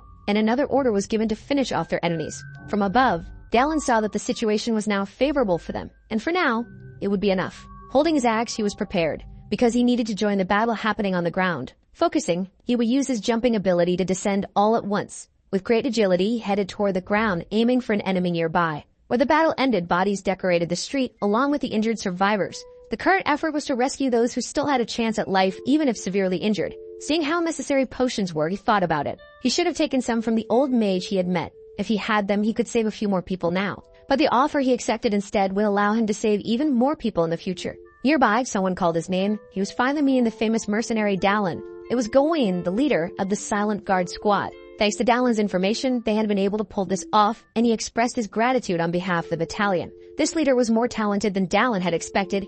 He should befriend him. Greeting him, Dallin mentioned that he had heard Gawain was the one who spoke to Eldgaia about him. He had a good impression of him, considering what he had done for Sienna. And after today, he believed Gawain's talents had revealed themselves once again. He wished him luck in future endeavors. As soon as they finished speaking, Dallin felt a bit unwell. It was possible he had pushed himself too hard and should consider resting now. With that in mind, he said he would take his leave. Gawain mentioned that even though Dallin was strong, he should wear armor because you never know what might happen. In response, Dallin said he would get some very soon. By the dawn of the next day, he was walking through the city streets. He had spoken with the owner of the Emporium that was supposed to be around here. Looking up, it seemed he had found it. The forge that had been prepared for the blacksmith's new beginning. Entering the building, he asked how the work was going. The woman greeted him happily, as she hadn't expected his visit. She then called for her uncle, informing him that Dallin had finally arrived. The timing of his arrival was perfect.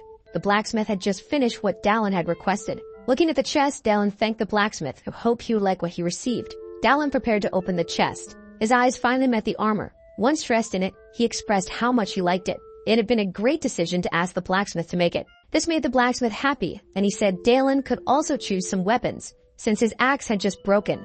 Dallin was grateful. While he was there, someone entered the forge. Dallin bid farewell, apologizing for not being able to pay the full amount, but the blacksmith said he was only in this new forge because of him. That equipment was wonderful and would be of great help. Dallin hoped the blacksmith would continue making pieces like that. Hearing this, the blacksmith expressed his gratitude. Outside, someone said Dallin had come faster than expected and that the situation must be serious because of it. He apologized for interrupting the conversation, but indeed, the situation was dire. At that moment, he truly needed Dallin's help. The remaining forces of the heretics had gathered. The 8th territory was entirely under their control at this moment. Mounted on their horses, they left the city. Dallin wanted to know how the 8th territory had fallen. There had been evidence of that the tile shop, and they had discovered where their fortress was located. When they joined forces to enter, the heretics had already fled. In the 8th region, they had a hidden refuge. No one had expected the attack, and that's how they managed it. They almost did manage to establish a defense perimeter in the region. All the forces gathered in one place. Events different from those in the game were unfolding constantly. Something like this happening just 2 days after the attack on the shop. But this wasn't entirely bad.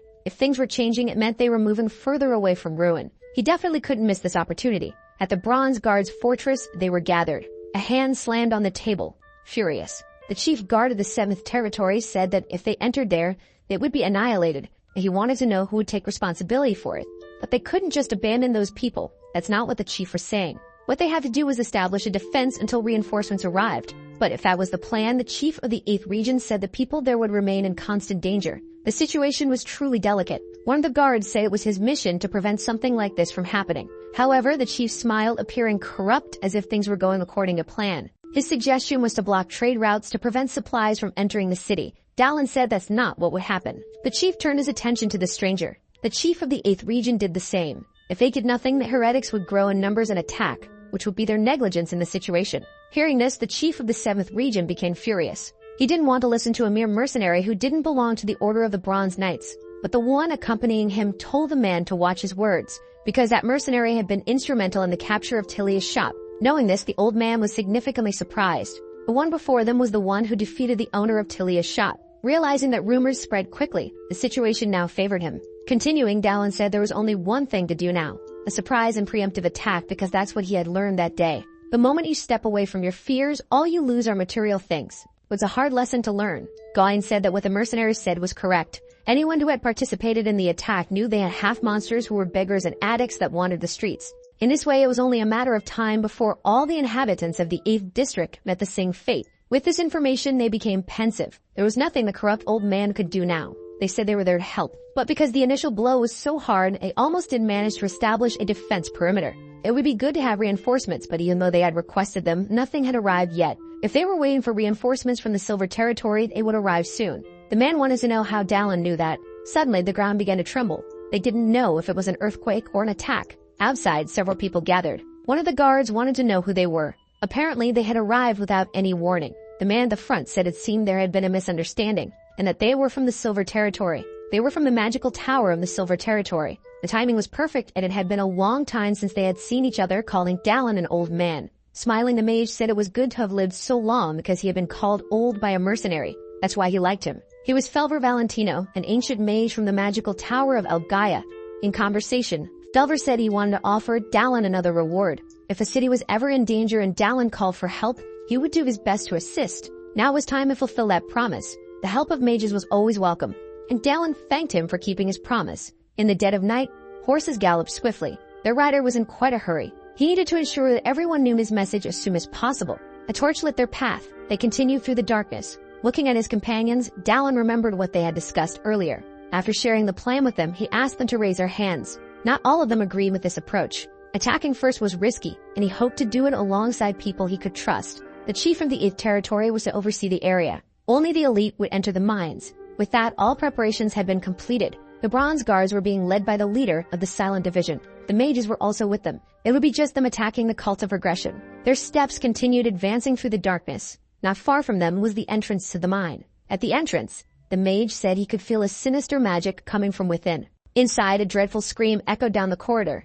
It might be a half-monster. As they waited, a human figure came running towards them. His face was disfigured and terrified. He begged them to save him. To their surprise, it was the chief of the 7th territory. The disfigured man recognized the voice and knew it was the leader of the silent squad. He pleaded for help, claiming he had been betrayed. This revealed why he hadn't provided support. He had been in collusion with the cultists. Before they could converse further, something caught Dallin's attention. A man had killed him, saying it was disgusting for a traitor to speak of betrayal. Looking at those who had just arrived, the man was pleased. They had arrived at the right time because they needed more sacrifices. This was going to be complicated. They had to put an end to it as soon as possible. Gawain asked Dallin to leave it to him. He wanted to take care of this guy, and Dallin was confident enough to entrust him with the task. The masked man wanted to know who Gawain was, as he looked familiar. It didn't take long before he remembered. Then he threw the disfigured man's body aside. He recalled Gawain as the son of that beggar.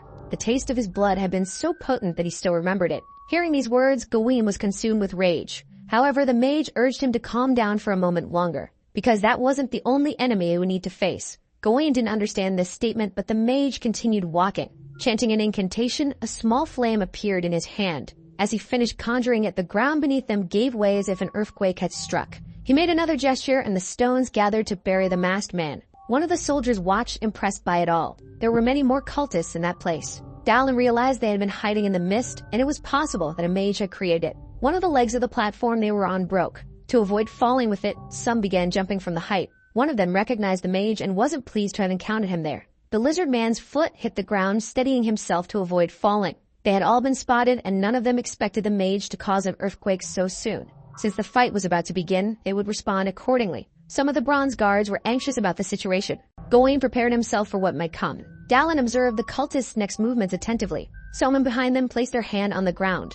The half-monsters were approaching. Their misshapen bodies reflected the suffering of those who had formed them. One of the soldiers thought these were creatures from hell. Even the mages struggled to maintain their composure. On the other hand, Dallin was quite pleased with what he saw. The cultists must have been having a great time if they had brought even the monsters. They would do anything for the grand plan, and he couldn't wait to turn them into sacrifices. The mage would handle the enemy mages, Gawain would take care of the lizard man and the monsters, and Dallin would have the pleasure of dealing with them. The battle had finally begun. Each engaged with their respective enemies. Dallin moved across the field, approaching the monster. As he got closer, the monstrous creature tried to strike him. A powerful blow hit the ground, but Dallin had already moved away. Leaping from above, he decided to attack from above. His axe descended toward the creature. A precise strike hit the disfigured body of the beast. Seeing the creature in pain brought him great joy. It was time to find out how much experience this creature would give him. The axe struck the monster's head, but nothing happened. Even though it had sunk halfway into its face, the creature remained alive. Dallin tried to pull his weapon out while the creature raged in agony.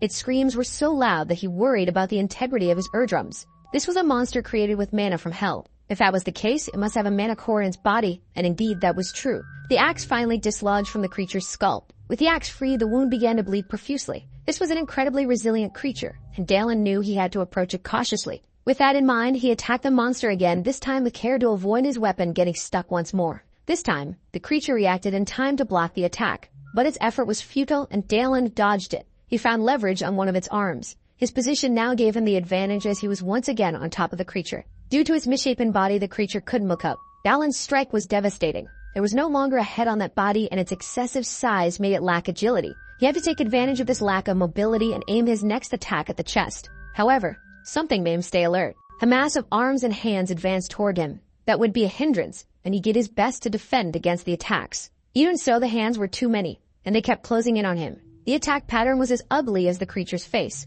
Despite being at a disadvantage, Dallin didn't want to remain in this situation. Using the strength of one of his arms, he managed to attack the monster at close range. Now he was using his combat ability for this. It was time to strike that hideous face once again with an elbow. His forearm connected with all the force he could muster. The monster's face sank further into its body. Dallin was now back on the ground, and the creature's body had sustained a lot of damage. But it wasn't time to stop yet, and once again he charged for an attack. What followed was a barrage of blows to the monster's flabby belly. After all those impacts, its mana core was exposed. Dallin had found what he was looking for. Using his fire-producing ability, he prepared to incinerate everything in his path. A fire arrow formed in his hands. He prepared to launch it toward the mana core. The arrow flew, leaving a circular trail as it passed and shattered the core, piercing it completely. With that strike, the remaining heads of the monster began to scream even louder. The noise was deafening and Dallin's ears started to ache. Inside the mine, numerous half-monsters began to emerge. They poured out in a frenzy. The situation was growing more frustrating, and even at the end, Dallin was becoming more irritated. In the face of all this, they needed to find the Grand Apostle as soon as possible. A soldier called out for support for the mercenary, noting that the heretics weren't the only threat present. Dallin turned, intrigued by what he had just heard. The knights knew they had to eliminate all the monsters present. A mage prepared his incandescent bow. A barrage of magical arrows was fired by them. The monsters were pierced as if they were made of paper. With cover from the magical arrows, soldiers advanced on the front lines. Dallin hadn't expected any less from the squad leader and the old mage's men. Leaping over the head of a monster, it was time to leave that area. But he needed that shield for a moment. He left the place, leaving the soldier without his shield and confused about what had happened. With the shield in hand, Dallin leaped along the walls of the mine's corridor, avoiding the monsters emerging from it. The lizard-like masked man didn't want the mercenary to get ahead of him. Seeing him distracted, Goyen seized the window of opportunity to strike. The lizard man's head was nearly severed, and the squad leader continued to press his opponent. The masked man taunted him, saying that no one would have imagined the son of a beggar would become someone like Goyen. To provoke him further, he said he would show Goyen how much he enjoyed the day he devoured his mother. He pulled out 2 large axes from his back. His mask had fallen to the ground. The crocodile man wanted to discover the taste of the beggar's son. He'd hoped that at least Goyen's taste would be similar to his mother's. Goyen didn't respond to the provocations and declared that before that happened, he would cut out the lizard man's mouth. Without hesitation, he leaped toward the crocodile man. Their battle was becoming increasingly fierce. The mage commented that he wouldn't assist the squad leader because Goyen wanted to handle it on his own and would merely observe for now. Besides, it seemed they were winning on all fronts. He then asked if the masked enemy before him didn't agree. The masked man replied that even if they lost, it would be impossible to stop the Grand Apostle. The grand plan would inevitably be fulfilled in a way no one expected. This left the mage intrigued about their methods, but the masked man said nothing more, only smiling cynically. A way no one would imagine. That could mean many things. Dallin told the Grand Apostle to lift the state he was in, because he had surrendered his body to demons. But thanks to Dallin, they didn't have enough sacrifices. Even so, the Apostle didn't regret his pact as it had made his body complete. He began to thank the mercenary for being there. The warrior observed by the gods, the hero who wanted to prevent the end. Before the Apostle could finish his monologue, an axe was already buried in his face. The Apostle briefly smiled at what happened.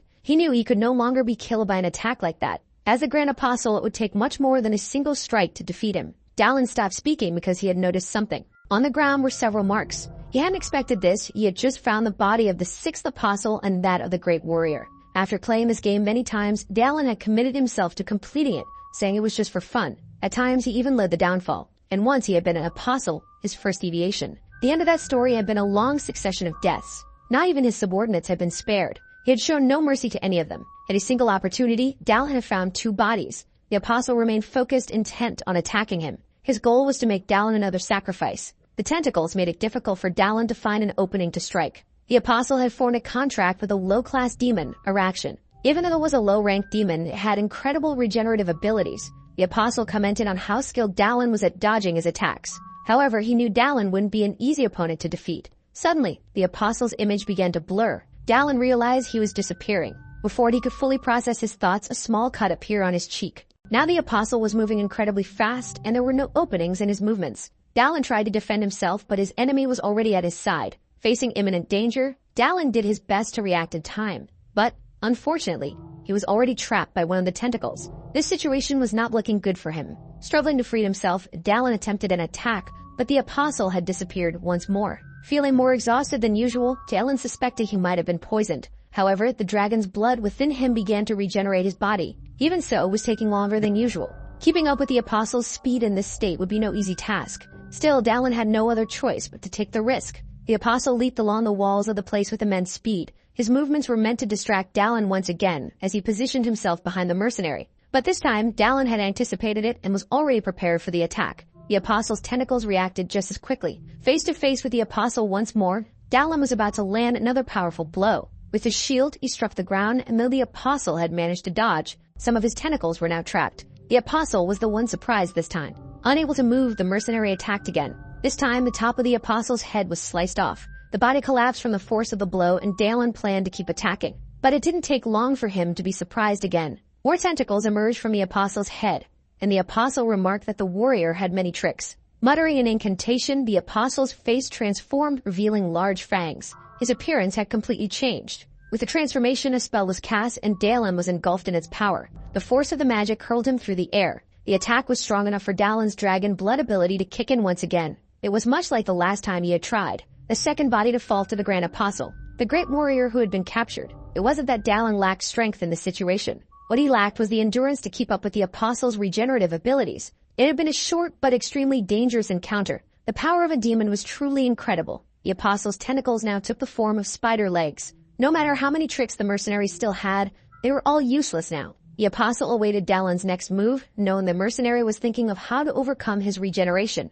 The answer was clear. A single decisive blow was needed to end it. All Dallin required to defeat him was one attack, nothing more. With heightened senses, the Apostle could hear the beating of a heart. The mercenary's presence in the room had changed dramatically. It was as if he had become a boulder deeply rooted in the earth. Faced with this shift, the Apostle knew he had to eliminate this growing threat immediately. His tentacles rushed toward Dallin with the intent to kill. They were just inches away from striking his face fatally. But with a single punch, Dallin stopped them in their tracks and called out to the Apostle, telling him to listen. With his combat ability activated, Dallin wanted to know if the Apostle had ever been punched before. Planting his feet firmly on the ground, he used his jumping ability. With incredible speed and force, he closed in on the creature. The Apostle covered himself with his tentacles, hoping to protect himself from the attack. But seeing this attempt, the mercenary smiled. His punch was powerful enough to pierce through the Apostle's body. The Apostle recognized Dallin's skill, acknowledging that it had forced him to retreat. But this, according to the Apostle, was the end of Dallin's journey. However, Dallin responded with a laugh, saying it wasn't his time yet. Hearing this, the Apostle paused, contemplating his next move. The mercenary had begun to invoke a spell while still gripping the creature's body. A great incandescent light filled the room. The Apostle never had a name before. The best way to describe it was that his name had vanished, until the day he offered himself to the Dark God in exchange for revenge. On that day, his existence was completely forgotten. Now he was nothing more than a servant of the evil deity. He had become the Grand Apostle of the dwarf who manipulated fate. He sought to destroy the last bastion of humanity, a center of power in the Diamond Palace. But none of that mattered anymore as he burned endlessly. Even in his deplorable state, he managed to impale the mercenary with one of his tentacles. But that wasn't enough to stop Dallin, as he, too, had the ability to regenerate. If the Apostle couldn't gain distance, he wouldn't be able to heal from the flames. What he hadn't expected was being unable to retract his tentacles from the mercenary's body. Dallin wasn't about to stand idle. He was already preparing to punch the Apostle once more, even with his body pierced. He definitely wasn't going to let him escape like that. Now the Apostle's monstrous face was crushed. With things slipping out of control, the Apostle hadn't expected to die in this place. Seizing the moment, Dallin told him they were far from the end. The Apostle's tentacles lay severed on the ground. The Apostle asked the mercenary if he knew that graphite and diamonds were made from the same material. The highest point can one day become the lowest and vice versa. The Apostle then wanted to create a new order under divine will, but it seemed he couldn't defy reason. Perhaps this victory was nothing more than the destiny that had already been written. Listening to all of this, Dallin simply responded that the apostle was spouting nonsense. People had free will and decided the course of their own lives. Even Dallin, who had been pursued from the Diamond Palace. Hearing this, the apostle acknowledged it as a possibility. He tried to say more, but his life slipped away. It was the first time Dallin had heard the dying words of a boss monster. There were two bodies now, the great warrior and the apostle, and he needed both for the rewards. His proficiency increased by 1 point, as did his mana. As a new skill, he gained the ability to manipulate ice. Upon collecting the other body, he gained 4 additional strength points. That was a lot to absorb at once, and his body wasn't adapting well. Immediately, he began to writhe in pain and agony. If anything unexpected happened there, he might not survive. He needed to endure it. There was no other option if he wanted to return to the real world.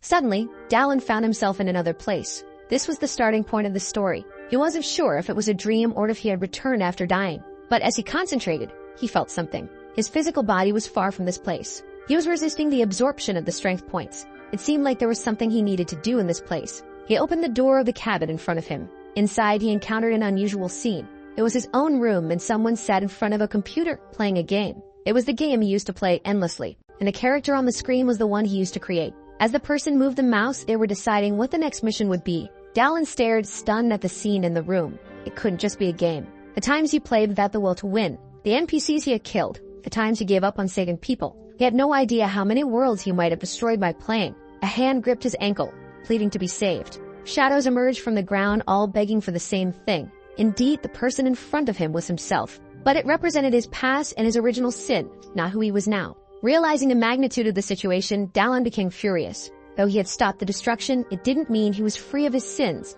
But this was the only way he could try to atone. Reaching this conclusion, the environment around him shifted. This time, he promised that in this world, he would not give up, no matter what. A system notification appeared. He had gained a small territory. Outside, many were injured, and the focus now was on helping them. The mage used one of his many spells. Ethereal hands appeared, glowing with a warm yellow light. They began treating the wounded, speeding up the healing process. Once the treatment for that soldier was complete, the mage told him to rest for a while. Looking to the side, the mage noticed someone approaching. The calm footsteps continued to march. Dallin had returned from inside the mine, alive and intact. The mage had been deeply worried, and it was a huge relief to see him unharmed. Looking closer, he noticed something different about Dallin. He immediately asked if Dallin had obtained the small territory. As expected from the elder mage, he noticed it right away. When Dallin woke up, it felt as though he had unlocked a new sense. All of his attributes, except for strength, had increased by 1 point. His proficiency and his abilities had also improved. He suspected what might have caused all this progress. It had something to do with the message he received before he woke up about the small territory. The elder mage probably knew something about it. Dallin had many questions, but this wasn't the ideal place, and the mage was called away to help more injured people. However, the mage mentioned that if Dallin had any questions, he could visit the magical tower whenever he wished. Dallin agreed, knowing he was always welcome. Now his attention turned to the leader of the silent company. Goyen was bent over the corpse of his enemy. Having fulfilled his vengeance, he must feel relieved now. Beside him, Dallin noticed a young person. It was Tommy, still under evaluation it seemed. After the sewer incident, it was necessary to acknowledge his tenacity. Even so, Dallin was confident the elder mage would guide Tommy well. Before him on the ground was a mask. Finally, they had put an end to one of the causes of the destruction. Despite this, it was only the beginning. Powerful demons still roamed the world, as well as witches who manipulated the elements, dryads who went not like humans, bloodthirsty vampires hiding in every corner, and dragons that existed on a completely different level from anything Dallin had encountered so far. They would have to wait for his development, because he would defeat them one by one. With a letter in hand, Dallin continued walking as he read it. Because of his deeds, many commissions were seeking him out now. Even important figures were frequenting the tavern hoping to catch a glimpse of him. It seemed like there were plenty of nuisances for him to deal with now. Finally, he arrived at the tavern, which was much more crowded than before. He hadn't expected to become this famous. Sitting at the bar, he ordered a drink. A stranger approached, asking if he was the famous hero of the place. The man kept talking, but Dallin had no idea who he was. The man complained that none of his requests had been answered and wanted to know if Dallin's fame had made him forget the city and its people. Leaning in closer, the man told the mercenary to stop playing games as he had spent a lot of money trying to find him. Dallin brushed the man's hand off his shoulder, telling him to just drink his alcohol. It wasn't a casual shove. The man's hand felt strange. As Dallin drank, the stranger continued to complain that something was wrong with his arm. Enraged, the man wanted revenge for what happened and declared he would make Dallin unable to even crawl. The man lunged forward with his saber, aiming to stab the hero. A few arrows struck his arm, and more arrows hit his legs. A woman's voice warned him that he shouldn't be swinging his weapon around in the shop. Bad customers weren't welcome and could leave immediately. She clearly wasn't joking about that. As the man stumbled out, she said Dallin was late and they needed to leave soon. That woman was definitely frightening when she wanted to be. Dallin mentioned that she was busy scaring off troublesome customers, but she said that was nothing. It was thanks to Dallin that the tower's profits had increased significantly. It was time to talk about mission requests as a whole stack had arrived in the last week. Looking at the pile, Dallin asked if she could narrow them down to the most likely ones. Bonin asked if he had any specific preferences. Dallin requested missions that offered stamina-boosting potions or spells for enhanced vision or rituals that could grant those abilities. Given his immense strength, it posed a problem. His stamina was the only thing holding him back, and he didn't want to experience that pain again. The woman mentioned a mission that could be suitable, but she didn't recommend it. The mission was requested by an apprentice maid of the Order of the Sacred Knights. The request was to slay a demon hiding in a labyrinth and retrieve the sacred sword it had stolen. Intrigued by the description, Dallin said he would take the mission. The woman couldn't believe he actually wanted to do it. Thanks to this opportunity, he'd be able to explore the labyrinth, so he asked her to contact them. Outside, the scene wasn't what he had expected. But one in armor was dealing with some men, challenging one of them to a duel. To ensure everything followed the rules, she asked if there was a notary among them. The situation was so bizarre that Dallin couldn't tell if it was real or not. Several carriages were entering a city. Dallin introduced himself as a gold-ranked mercenary. A medallion had been given to him by Gawain as a reward for helping them. As a gold-ranked mercenary, he only needed to pay 8 coins. He paid the fee, happy that his status had improved. With the gates open, he entered. Finally, he had arrived at his destination, the land of adventures, the Silver Territory. Looking at the city, he sensed there was something more to it. This was where the entrance to the labyrinth was, where he could obtain a stone of desire. An elderly man approached him and called out. He asked if Dallin had come to the city because of the labyrinth. Dallin confirmed, and the old man reminisced about his own adventures. It was a good city to live in, the old man said, mentioning that his whole family had stayed there. But Dallin wasn't in the mood for conversation. The old man's last words were to wish good luck to the warrior who had caught the attention of the gods, and Dallin turned around. But there was no one there anymore. That was an NPC Dallin had never encountered before. Perhaps it was the one with many faces. Dallin was certain it was, and he was sure he'd see him again. His contractor was Lucia Castachild, a woman with strong convictions and beliefs. Even though she was violent toward demons, she was merciful and kind to people. It was this woman who was now in a heated argument before him. She ordered the man to take back what he said, or she'd crush his skull. All the man had said was that Barrett lost the sword in the labyrinth, which prevented them from completing the mission. In defense of Barrett, Lucia said he was a knight known for his swordsmanship and, unlike them, fought until the end. But the man retorted that the sword does not recognize bastards. Lucia could no longer contain her rage. She drove her sword into the ground and challenged the man to a duel, only needing a notary to officiate it. The mercenary she was facing was enraged and said she must have a death wish. Those watching the scene said it would be entertaining, and some even started placing bets. People were divided between supporting the mercenary and the sacred knight. Dallin brought his hands to his head, thinking the crowd had gone mad. Lucia didn't want spectators, she wanted a notary. Approaching from behind, the mercenary said there was no need for a notary because all that would happen was that she would cease to live. The surprise attack was about to hit her directly. Before the blow could land, someone intervened, saying they should end the fight then and there. Dallin said that Lucia was his ally. They had both said everything they needed to each other, so there was no reason to continue fighting. But the mercenary wasn't satisfied, saying he would start with Dallin if he didn't move. Smashing his club, Dallin pointed out that the mercenary no longer had a weapon to use. With this show's strength, the situation finally calmed down a bit. Lucia asked who Dallin was, and he explained that he was the mercenary she had hired. Later, in a quieter setting, she thanked him for his help. She formally introduced herself as Lucia, an apprentice knight in the Order of the Sacred Knights. The mission request had been lacking in details, and Dallin wanted to know more. Lucia explained that the Sacred Knights were guarding another part of the labyrinth, a fissure located in the southwestern region of the continent. The terrain was incredibly rough, with no barriers, meaning monsters could emerge from it at any time. Before heading there, they needed to stop at Safer Propulsion to prepare. Her companion Barrett had just become an officer and had gone to Propulsion, but he never returned and was declared dead, and the news soon reached the Sacred Knights. One of the 12 sacred swords had been stolen, and there was a culprit. That person was Barrett, her friend. If he had been chosen by the sacred sword, he could have communicated this, but she didn't know why he hadn't. Now that Dallin understood why he was hired, he wanted to know which of the sacred knights would accompany him. Lucia explained that there were no available forces in this area.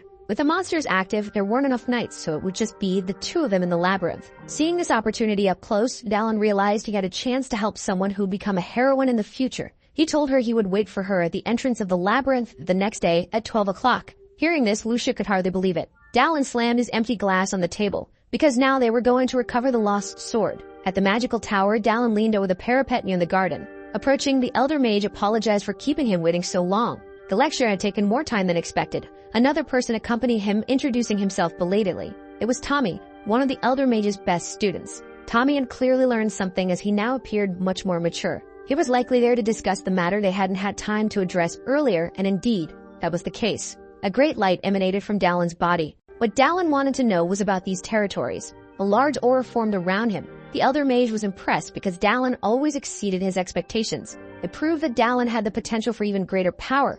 Only those who made peace with their past could achieve this. Dalin listened to these words attentively. Overcoming his past, it was almost exactly what had happened to him. The elder mage asked if Dalin knew how to handle his domain, to which Dalin replied that he didn't. The mage explained that a domain was essentially the construction of a fantasy world. Unlike reality, which had many restrictions, in the world of fantasy anything was possible. Having a domain meant Dalin had access to this world as well. Dalin wanted to know how to access this place he had taken hold of. The elder mage suggested that it would be better for Dalin to see for himself, and he sent Tommy to rest. The boy agreed but left disappointed. Bowing, Tommy also bid farewell to Dalin. For now, it was too much for the boy to witness a domain. The flow of mana could cause confusion. With that, it was time for them to begin. After casting a spell, a bright light enveloped the elder mage's body. This was how his domain was being summoned into reality, bringing impossible possibilities with it. This was the essence of using a domain. Dalin could sense the place. The mana flowing from the elder mage was distorting the world around him. Dalin remembered that when fighting the apostle, the flow of mana around him had changed. Now he finally understood what had happened. The mage asked if, after seeing the demonstration, Dalin could use his own domain now. Dalin didn't think he could just yet, and the mage said it would take time. Powerful mages had limitations as great as their powers. Dalin wanted to know what the elder mage's domain did, and he explained that it had many abilities, but primarily it allowed him to see the memories of the land. Everyone who passed through it left their mark in some way. He could not only see the past, but also glimpse parts of the future. Dalin pondered the fact that the lamb recorded the passage of time for all. With that, he had one more question he wanted to ask the mage. Since coming to this world, one question had lingered in his mind: who is he? Outside the labyrinth, the time was almost upon them. On the first floor, Dalin was already with his contractor. He asked Lucia if she was nervous, and she admitted that she was a little. This was the past of someone who would one day be called the Demon Slayer. Even Dalin was curious about how someone so young would one day become a sacred knight. Near them, Dalin overheard a conversation about the source of some information. It was the mercenary he had encountered before. The mercenary was claiming that he had seen it with his own eyes and had no reason to lie.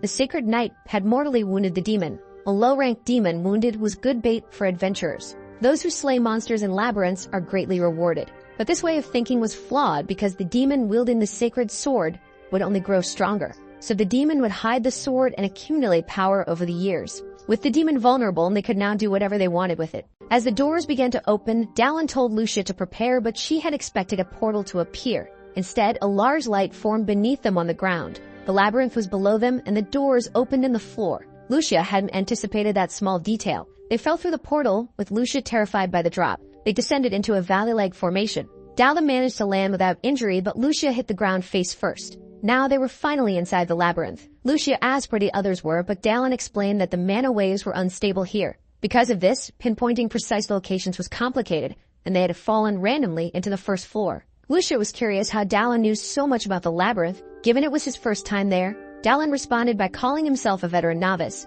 Looking at the constellations, he determined they were northeast of the return location. The opposite direction from where the sword had been lost, meaning they would need to cross the forest in the middle. The cave where the demon was hiding was being protected by magical barriers, and over time, it would become a magic-infused cave. Knowing this, Dalin said they needed to move faster. A noise in the night alerted Dalin, making him more vigilant. To him, this was a good sign. Being with a sacred knight had brought them luck, though Lucia didn't understand what he meant. Still, she felt lost in the chaos unfolding around them. Nearby, several ghouls and giant wolves began closing in on them. Lucia prepared to fight and said this didn't feel like good luck. Jumping into action, Dalin told her she would soon realize where their luck lay. Descending from the air, he was ready to deal with the first of their enemies. A flash of light erupted in the forest as Dalin attacked. A figure emerged from the shadows. Dalin now had a mount which would help him reach his destination quickly. The night continued, and the monster camp remained quiet. One of the monsters stood watch, keeping an eye on something in the distance. Not far away, someone let out a scream. Lucia was terrified by the experience.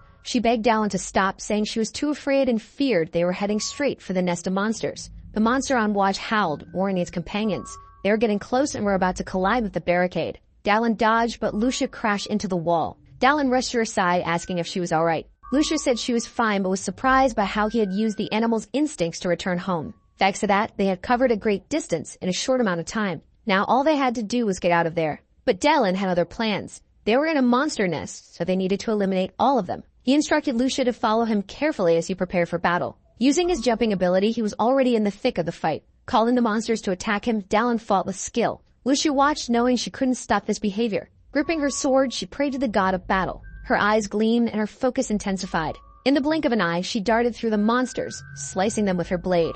Dallin hadn't expected much from her given that she was still just an apprentice, but she was undeniably talented and had the potential to become the heroine she was destined to be. Watching her abilities now, Dallin realized he had no reason to worry. He continued to move through the battlefield. The two of them didn't stop fighting the monsters around them. After a long battle, they both positioned themselves, ready. They were surrounded, but now they stood back to back. Lucia complained that the monsters seemed endless. Dallin asked if she knew how to make them give up. She responded that they learned it during training, so she knew what to do. The monsters growled, and Lucia said they were nearing the point of annihilation. But before she could say more, a loud growl echoed from a nearby building. A spear struck the ground and a massive creature held it. This was their leader, and if his necklace was cut, the monsters would retreat. Upon the leader's appearance, the remaining monsters bowed before him. It seemed the commander didn't like watching his subordinates die endlessly. The system notified Dallin that he had discovered two more bodies, the first traveler to the labyrinth and the experienced fighter. Dallin told Lucia she could rest while he dealt with the monster, but Lucia insisted she could still be useful.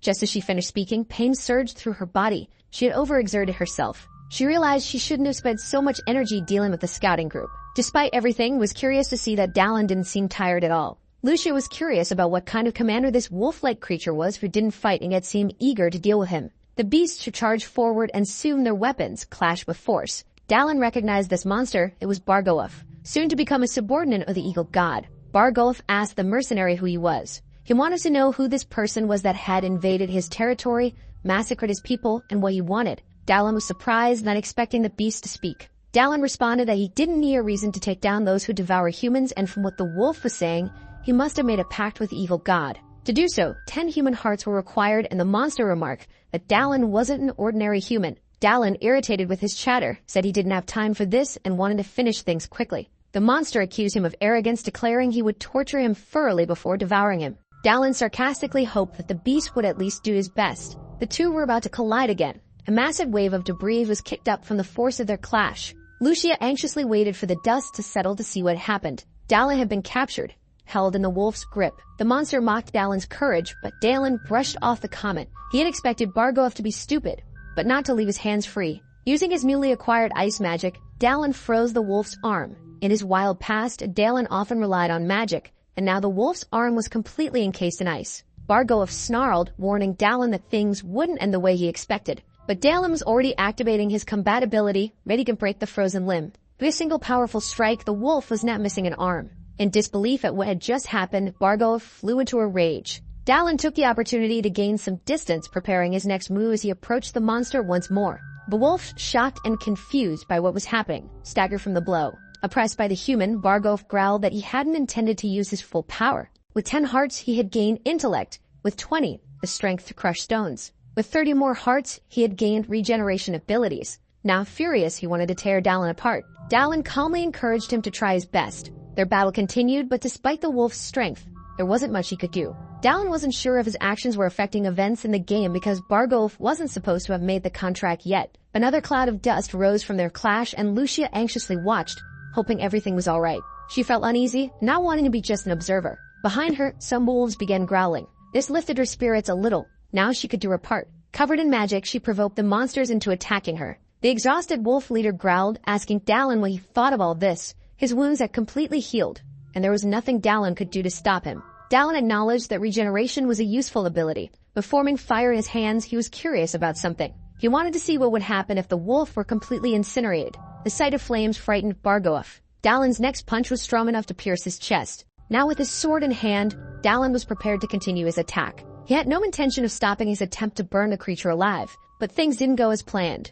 The sword didn't cut as Dallin had hoped, and the wolf offered him a deal. Bargoaf claimed he had a chest in his cabin filled with the relics of humans he had killed. If Dallin spared his life, he would give it all to him. Dallin thanked him for the information, and the wolf believed he would be spared. Slowly, Dallin dropped his sword, but just as quickly, Dallin decapitated the wolf, ignoring the offer. Even though Bargoaf had gained power from the Eagle God, the things he spewed were revolting. With the final battle over, Dallin turned to Lucia. He had thought she would be exhausted, but she had managed to deal with the remaining monsters. He praised the sacred Meg for her efforts, and she returned the compliment to the mercenary. Now was time to continue, but Lucia seemed startled by Dallin's blood-soaked appearance. Seeing her reaction, Dallin asked what was wrong. For a brief moment, she had thought he was a monster. Elsewhere, the demon sensed that another pawn had lost its life. After the cultist, the wolf had been next. The demon couldn't believe they had both lost to humans. The dwarf who sways the future was watching. Anaxagoras the demon desired nothing less than to overthrow the god from his throne and usurp it. In the hall where he stood, surrounded by bodies, more people arrived. A hunter among them declared that he would cut off the demon's head and keep it as a trophy. But Anaxagoras, bored by yet another group of dungeon explorers, gave an order for his corrupted knight to rise. At first they believed it was just a puppet. But with a gaping hole in his chest, the knight revealed himself to be none other than Lucia's deceased friend. The hunter, eager to end this quickly, stated his plan to take care of the puppet before dealing with its master. Before he could finish his sentence, a sword was already on its way to his throat.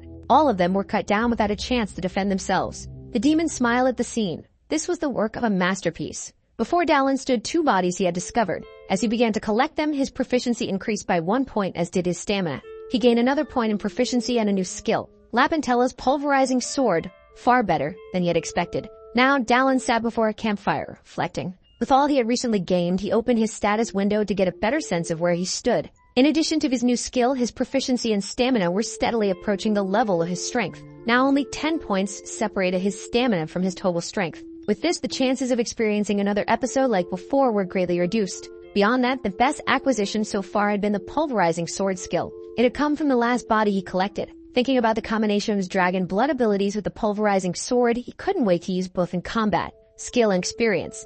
He seemed obvious. He remembered his meeting with the Elder Mage, who once asked him who he was. Using his abilities, the Elder had revealed something unexpected, that Dallin's total life expectancy was only 2 years and 1 month. Out of all the things he could have heard, this was the last thing he expected. Since he arrived in this world, 2 years had passed. This meant his body had been created on the same day he arrived. The elements of the game were deeply connected to this reality, and Dallin just wanted to understand why he reincarnated here. Perhaps he was meant to relive his gaming experiences. No matter how much he speculated, nothing made sense. So he decided to focus on his immediate goal, the item that could fulfill any wish, a stone of desire. He needed to find it at all costs and use it to return to Earth. As he pondered, someone approached and called his name. Lucia noticed that he seemed troubled and wanted to know what was on his mind. Dallin brushed it off, saying it was nothing, and asked why she was awake. It wasn't her turn for watch yet. Lucia admitted that she couldn't sleep and offered to take over his watch now. But Dallin preferred to stay by the fire a bit longer, watching the flames burn. Considering everything that had happened recently, it was no surprise she couldn't sleep easily.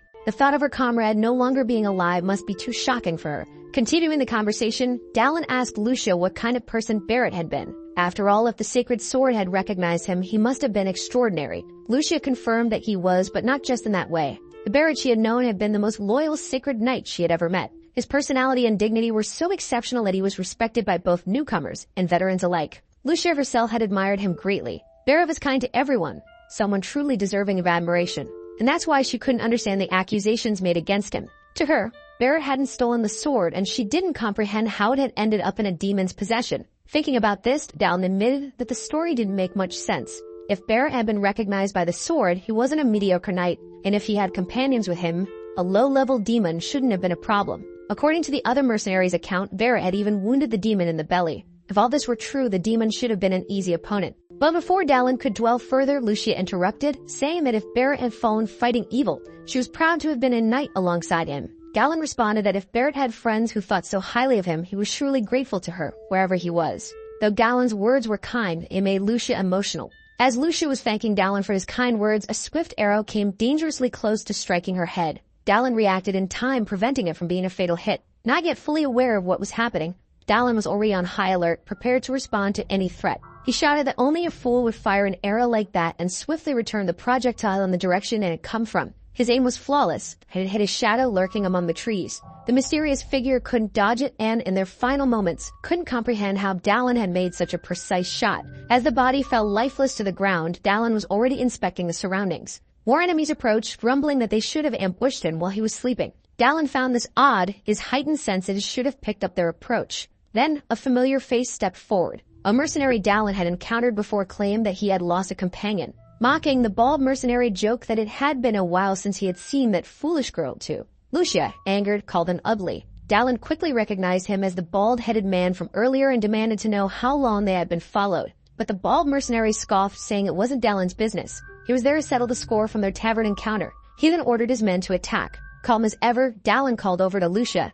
asking if she didn't deserve to hear testimony from someone who witnessed her comrade's last moments. Lucia hesitated as the image of Barrett flashed through her mind. She then gripped the hilt of her sword. With renewed resolve, she agreed, saying she indeed deserved to hear it. Now it was time for the two of them to show what happened to minor characters in a story filled with dismemberment. Dallin charged toward the first group of attackers. The fools shouted loudly for him to die, believing in the power of their positivity. Their swords clashed violently. Dallin and one of the fools exchanged a series of blows. After toying with him for a while, Dallin taunted that the fool was slower than the senile old man. The fool, on the other hand, couldn't understand how his opponent was so fast. While he pondered this, his head was slammed into the ground, cracking it beneath the impact. Dallin pressed the fool's head even harder into the dirt to make sure he wouldn't be getting back up. Nearby, another one of the fools stood paralyzed with fear, having witnessed the scene. Dallin slowly approached him like a villain from a horror movie, and the man stammered, begging him not to come any closer. But a sharp scream pierced the night air. He was now learning firsthand whether God existed. Meanwhile, Lucia took a deep breath to focus. A bright light enveloped her sword, and she invited the rest of the minor characters to attack her. One took the bait, arrogantly declaring that it didn't matter if she was a sacred knight. Bones were still bones, and his sword was brutal. But Lucia easily dodged, now airborne, mocking the chunk of metal the man called a sword. She remarked that he was slower than drunk infant. She unleashed a flurry of strikes while still in the air. Below, the mercenaries did their best to survive the onslaught. With a piercing, unrelenting blow, one of them lost a piece of his body. Lucia found it so easy that she scoffed, saying all they could do was talk, but when it came to fighting, they were useless. Dallin was pleased with her performance. She never ceased to surprise him. Frustrated, the bald mercenary called his lackeys useless bastards. Seeing the tide turning against him, he decided to slip away casually, hoping no one would notice. Dallin called out to Lucia, telling her to handle the second-rate minions while he went after the bald mercenary. What the man had done couldn't go unpunished. As Dallin pursued, one of the fools, in a desperate attempt to hasten his own death, attacked Dallin from behind. Dallin glanced back, incredulous at the audacity. He activated his jump ability, leaping so high he was out of reach, leaving the fool alive so Lucia could continue learning. Not far ahead, the bald mercenary fled, doing his best to escape the two monsters pursuing him. His panic was evident, with thick veins bulging from his shiny bald head. He believed he would one day get his revenge, but Dallin was already closing in. Suddenly, a loud crash echoed as Dallin landed right on top of him. Dallin called him pathetic for abandoning his companions. As Dallin pinned him down, the voice unexpectedly called out, surprising Dallin. There was another hidden figure among them. This mysterious figure asked Dallin to spare the rest of the fools from further slaughter. Dallin remained steadfast, uninterested in stopping the fight just because the mysterious figure had asked. He was motivated to teach anyone who pulled such stunts a harsh lesson. However, the bearded man remarked that Dallin seemed to be carrying a large chest, hinting that he couldn't let such an opportunity pass by without doing something. It was a tricky situation because Dallin had wanted to leave the chest with Sienna, fearing he might break it if he forced it open. But the bearded man, clearly clever, tried to buy his way out, offering a totem that canceled noise within a certain radius. Now things made sense. This was why Dallin hadn't detected their approach. Intrigued, Dallin asked to test the object first. The bearded man agreed, but said Dallin would have to come closer to do so. The man's malicious grin revealed his true intentions. It was the perfect opportunity to ambush Dallin at close range, ready to let his square-shaped weapon sing a happy tune. Dallin, however, didn't take kindly to being deceived. The bearded man taunted that not even Dallin could dodge a bullet, but by the time he finished speaking, Dallin was practically upon him. It was only in those last moments that the bearded man realized the foolishness of his actions. Dallin struck him, not just with force, but with the rage of having been played for a fool. Unable to breathe, the bearded man writhed in agony, and Dallin demanded to know where they had come from. He took the man's identification, confirming they were mercenaries carrying a golden plaque from Boris. But Dallin hadn't forgotten about the bald mercenary. He wanted to know how long they intended to keep running. Realizing time was running out, Dallin got straight to the point. He approached the bald man and demanded to know who had stabbed the sacred knight in the back. The bald mercenary was shocked. He had no idea how Dallin knew about that, but Dallin explained that a sacred knight like Barrett wouldn't have fallen so easily, and it was up to the bald man to decide whether to tell the truth or die slowly. Reluctantly, the bald man confessed it was he who had attacked Barrett. He believed that by doing so, he would be able to claim the sacred sword and collect a reward from the demon, as both were already badly wounded. Lucia had arrived just in time to hear the confession, finally understanding what had happened. Her friend had died because of this cowardly bald man. The bald mercenary tried to justify his actions, admitting he was wrong. But apologies wouldn't change what was about to happen. With a simple movement of her sword, Lucia dismembered the mercenary's body, turning him into pieces. Looking at the bald man, she declared that was just the first and she wouldn't show him mercy. The bald mercenary, now crawling on the ground, obliterated and covered in massive wounds, regretted his cowardice. Lucia sighed in relief, saying that thanks to the demon letting the bald man escape alive, she was able to complete her vengeance. It was time for him to pay with his life. Facing death, the bald mercenary pleaded, saying he would do anything if she spared him. Lucia hesitated for a moment, confusion clouding her mind. But in the end, she struck him down. Mercy was for chickens, and she was a sacred knight. A yellowish glow emanated from her blade. Soon that glow enveloped the bald man's body as his screams echoed through the forest. Dallin hadn't expected to see those flames in a place like this. They were white flames divine in origin, known as demon-slaying flames. As they burned, they regenerated the nervous system of the victim, forcing them to feel the pain until their life was fully extinguished. Now home in the ashes of the once petulant bald man remained before her. Dallin asked Lucia if she was alright, knowing the emotional toll this moment carried. She claimed there was nothing to worry about. He congratulated her on her deeds, hoping she would overcome this and live without regrets. Still immersed in her emotions, she thanked him. It was, after all, thanks to Dallin that she was able to preserve the honor of her friend. But Dallin corrected her, saying it wasn't him, it was her. She had never doubted Barrett and his character. Hearing this, she thanked him once again. Impressed with Dallin's performance, she suggested renegotiating the reward for the mission, and Dallin remarked that money is never too much. This broke the tension, and she smiled widely. Now she was eager to keep moving, as she didn't think she'd be able to sleep yet. As they traveled, Dallin collected another body, gaining 1 point of mana. He acquired more abilities, and by consuming an herb, he gained another point of stamina. 1 more body gave him an additional sense point. Their preparations were now complete. They stood before a cave, and it seemed this might be their final destination. Lucia remarked that something about the entrance felt off. Dallin remarked that a demon's lair would always be strange no matter what, and warned Lucia that there were likely hidden enemies around. Leading the way, he asked her to follow him closely. Stalactites hung densely from the ceiling of the cave. As they moved forward, something caught Lucia's attention. The path had seemingly come to an end with a massive stone wall blocking their way. Dallin placed his hand on the wall, suspecting it could be opened with some kind of spell. Immediately sensing something, he warned Lucia to brace herself for what was coming. Suddenly, a powerful explosion occurred, nearly catching them off guard. A demon's voice echoed, laughing as he asked if his greeting had been too violent. He welcomed them and boasted that he had been watching them from the stars. Lucia, furious, could hardly wait to tear the demon's body apart with her sword. Dallin, on the other hand, thanked the demon for his warm greeting. It was time for him to return the favor. The demon, excited by the challenge, invited Dallin to do his best, promising to respond with care and kindness. After exchanging sarcastic pleasantries, the two began their fight. As the combat intensified, Lucia used Dallin as a step, launching herself into the air. Now airborne, Lucia prepared to strike the demon with all her might, determined to avenge her fallen comrade. Below her, the demon, seemingly oblivious, didn't react. But Dallin quickly realized it was a trap and shouted for Lucia to abort her attack. As she neared her target, the demon unleashed a powerful attack, like something out of a platform game's final boss fight. The blast was so strong that Lucia coughed up blood. Dallin had to catch her to prevent her from crashing violently to the ground. Both were stunned. This demon was supposed to be low level, yet he was incredibly strong. But there was no time to dwell on it.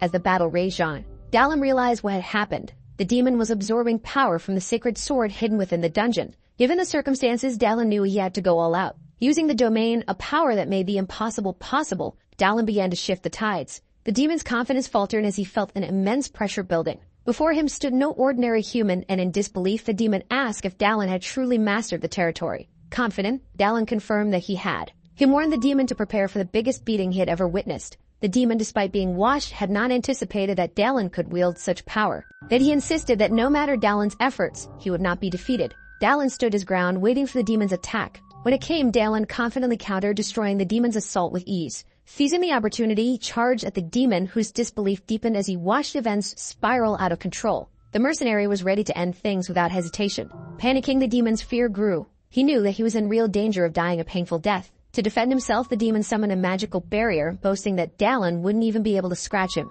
Enraged, Dallin retorted that the demon talked too much and did too little. With a powerful strike, Dallin shattered the demon's defense. Though the blow wasn't fatal, the demon lost several of his horns. But that wasn't enough for Dallin. He continued to apply pressure. The demon, now filled with rage, attempted to counterattack. Despite his strength, he couldn't land a hit on the persistent human. Using his abilities was taking a toll on Dallin's body, but his enhanced stamina was paying off. Without it, his body would have already been in pieces. Before him, the demon whined in agony, one of his arms severely injured. The demon moaned, realizing his malicious body wasn't regenerating from the blows. Despite his injured state, the demon still couldn't believe Dallin, a human who had just entered the labyrinth, could wield territory. Out of desperation, the demon called for his corrupted knight to defend him. A mournful figure stepped between Dallin and the demon. The knight, with a gaping hole in his chest, prepared to engage Dallin. Though just a body, the knight was skilled enough to block Dallin's attack. This was a setback for Dallin's plans. He hadn't anticipated another enemy. Finally, Dallin noticed something strange about the knight's body. It became clear that this was no ordinary foe. He was a sacred knight.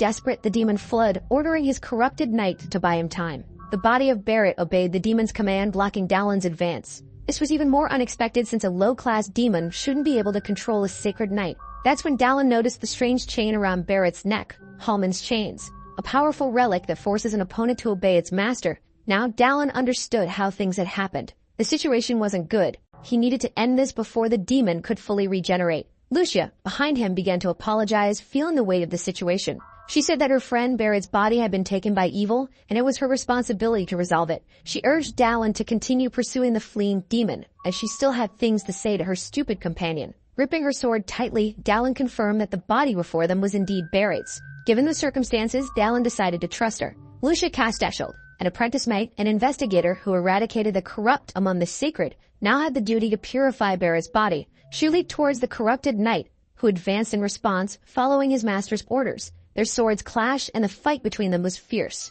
Meanwhile, the demon, who had managed to regenerate slightly, felt elated. Dalin caught up with him and asked if the demon had absorbed more power from the sacred sword. The demon, with a wicked grin, confirmed it, adding that things would be different from now on. Once again, the battle between Dalin and the demon began. But this time, it was harder, as the demon now wielded a new weapon. Dalin knew it was time to use his newly acquired ability. A red glow enveloped him as Dalin activated the pulverizing sword. The demon, now desperate, realized that not only could Dalin wield territory, but he also possessed incredibly dangerous skills. Furious, the demon asked how someone as mediocre as Dalin could do all of this. Desperate, he launched an attack, but his sword was completely shattered by Dalin's defense. Dalin's strike was too powerful for the demon, who was finally sliced apart. The blow had been devastating, and Dalin, surprised by his own strength, smiled. With the demon's defeat, 2 more bodies were discovered in the now silent dungeon. Meanwhile, the fight between Lucia and Barrett continued. They exchanged blows without stopping, but Lucia hesitated to do what needed to be done. Memories of the past fled her mind. She remembered a wooden sword falling to the ground. Lucia had once told Barrett he was too strong, which irritated her. Indeed, the future commander had extraordinary physical abilities, but Barrett, not seeing himself as a prodigy, asked her not to put so much pressure on him. Nevertheless, the compliments made him happy, though his changing posture frustrated her. Barrett remarked that Lucia had improved a lot since the last time they trained together. Lucia, proud, stood up, saying she had practiced a lot and would one day defeat him. With a calm smile, Barrett promised to face her whenever she wished. Now, however, they fought, but not in the way Lucia had wanted. She didn't want things to come to this. She didn't want to see the man she admired so much in this state. The confusion and the gravity of the situation were hard for her to bear. With skill, she managed to close the distance between them, pressuring Barrett with precise strikes. Lucia shouted at Barrett's body, saying she didn't want him to appear before her like this, especially not the last time they would meet. But Barrett's unresponsive body didn't react to her words. The clash of their swords lessened, and they distanced themselves once again. Now Barrett was just a body, devoid of reactions. Lucia was resolute that the right thing to do was to end his life there. Barrett prepared to attack again with no emotion whatsoever. He raised his sword to block her next strike. When their swords clashed once more, Lucia was precise, but she suffered a minor wound on her face. Barrett, too, was injured, and his wounds were more severe. Lucia, catching her breath, acknowledged that he was still talented, but this time he had lost. Barrett's body began to be engulfed in holy white flames. Soon his entire body was consumed by the fire. Lucia, standing before him, was determined to end it all. But then something made her hesitate. As she looked at Barrett, she noticed something that stopped her from delivering the final blow. A look of emotion appeared on Barrett's face, and a brief word of gratitude escaped his lips. Lucia struggled to hold back her tears as she witnessed what was happening. She tightened her grip on her sword, determined to finish what they had begun. This was her final farewell to Barrett Strymon, the sacred knight, a great and talented prodigy with impeccable conduct and exemplary ethics. Finally, Lucian delivered the strike that ended everything. Though wounded, a faint smile formed on his face. Prostrating herself, Lucia gave in to her emotions. This was not the ending she had wanted for a friend who vanished like sacred ashes. Dalin remarked that the knight must have been happy, knowing that his last moments were spent in her company. Tears streamed down Lucia's face. Overcome with emotion, she cried like a child. The dusk lit the sky as Barrett fulfilled his purpose in life. In another scene, 2 men discussed how the demon had also perished, calling him useless, incapable of protecting the sword he had been given. One of them warned the other to be cautious in criticizing a demon, as the other was a traitor among the sacred knights. Mayhem reprimanded the older one, reminding him they weren't in a place where they could raise suspicion. Indeed, there was no harm in being careful. As they left, one mentioned that the other was welcome to visit the cave at any time, as the demon had authorized it. Now it was time for them to plan their next move. Standing before a simple gravestone, Lucia lamented that Barrett would be missed. She added that he would be remembered as a sacred knight who fell while performing his duty. With the mission completed, it was time to discuss payment, and Lucia asked Dallin if he had any amount in mind. Dallin indeed had something in mind, something that only the Sacred Knights could provide him.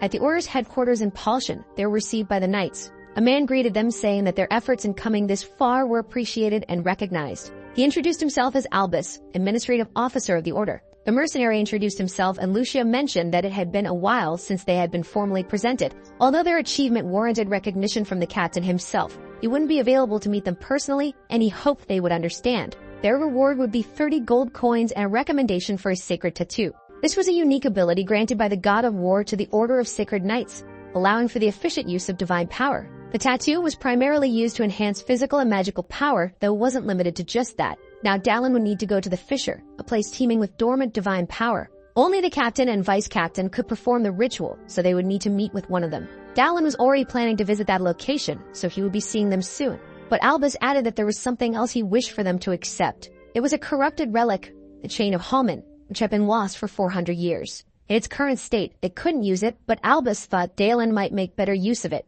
Dallin's eyes lit up with joy at hearing this, but he knew there was more, and he urged Albus not to beat around the bush. Indeed, Albus had something to ask of the mercenary. Lucia felt embarrassed by the blunt way Dallin spoke. Turning to the officer, she said that this mercenary wasn't someone who could be bought with compliments and gifts. She then handed her reward to Dallin, stating that she had received it because of his efforts and hoped he would accept it. This wasn't the reaction Albus had expected, nor the outcome he anticipated. Apologizing, Albus admitted he had acted inappropriately. But Dallin wanted to know what situation had driven him to such behavior. A moment of hesitation crossed Albus's lips. Someone within the Order was seeking possession of the sacred sword. Lucia couldn't believe it.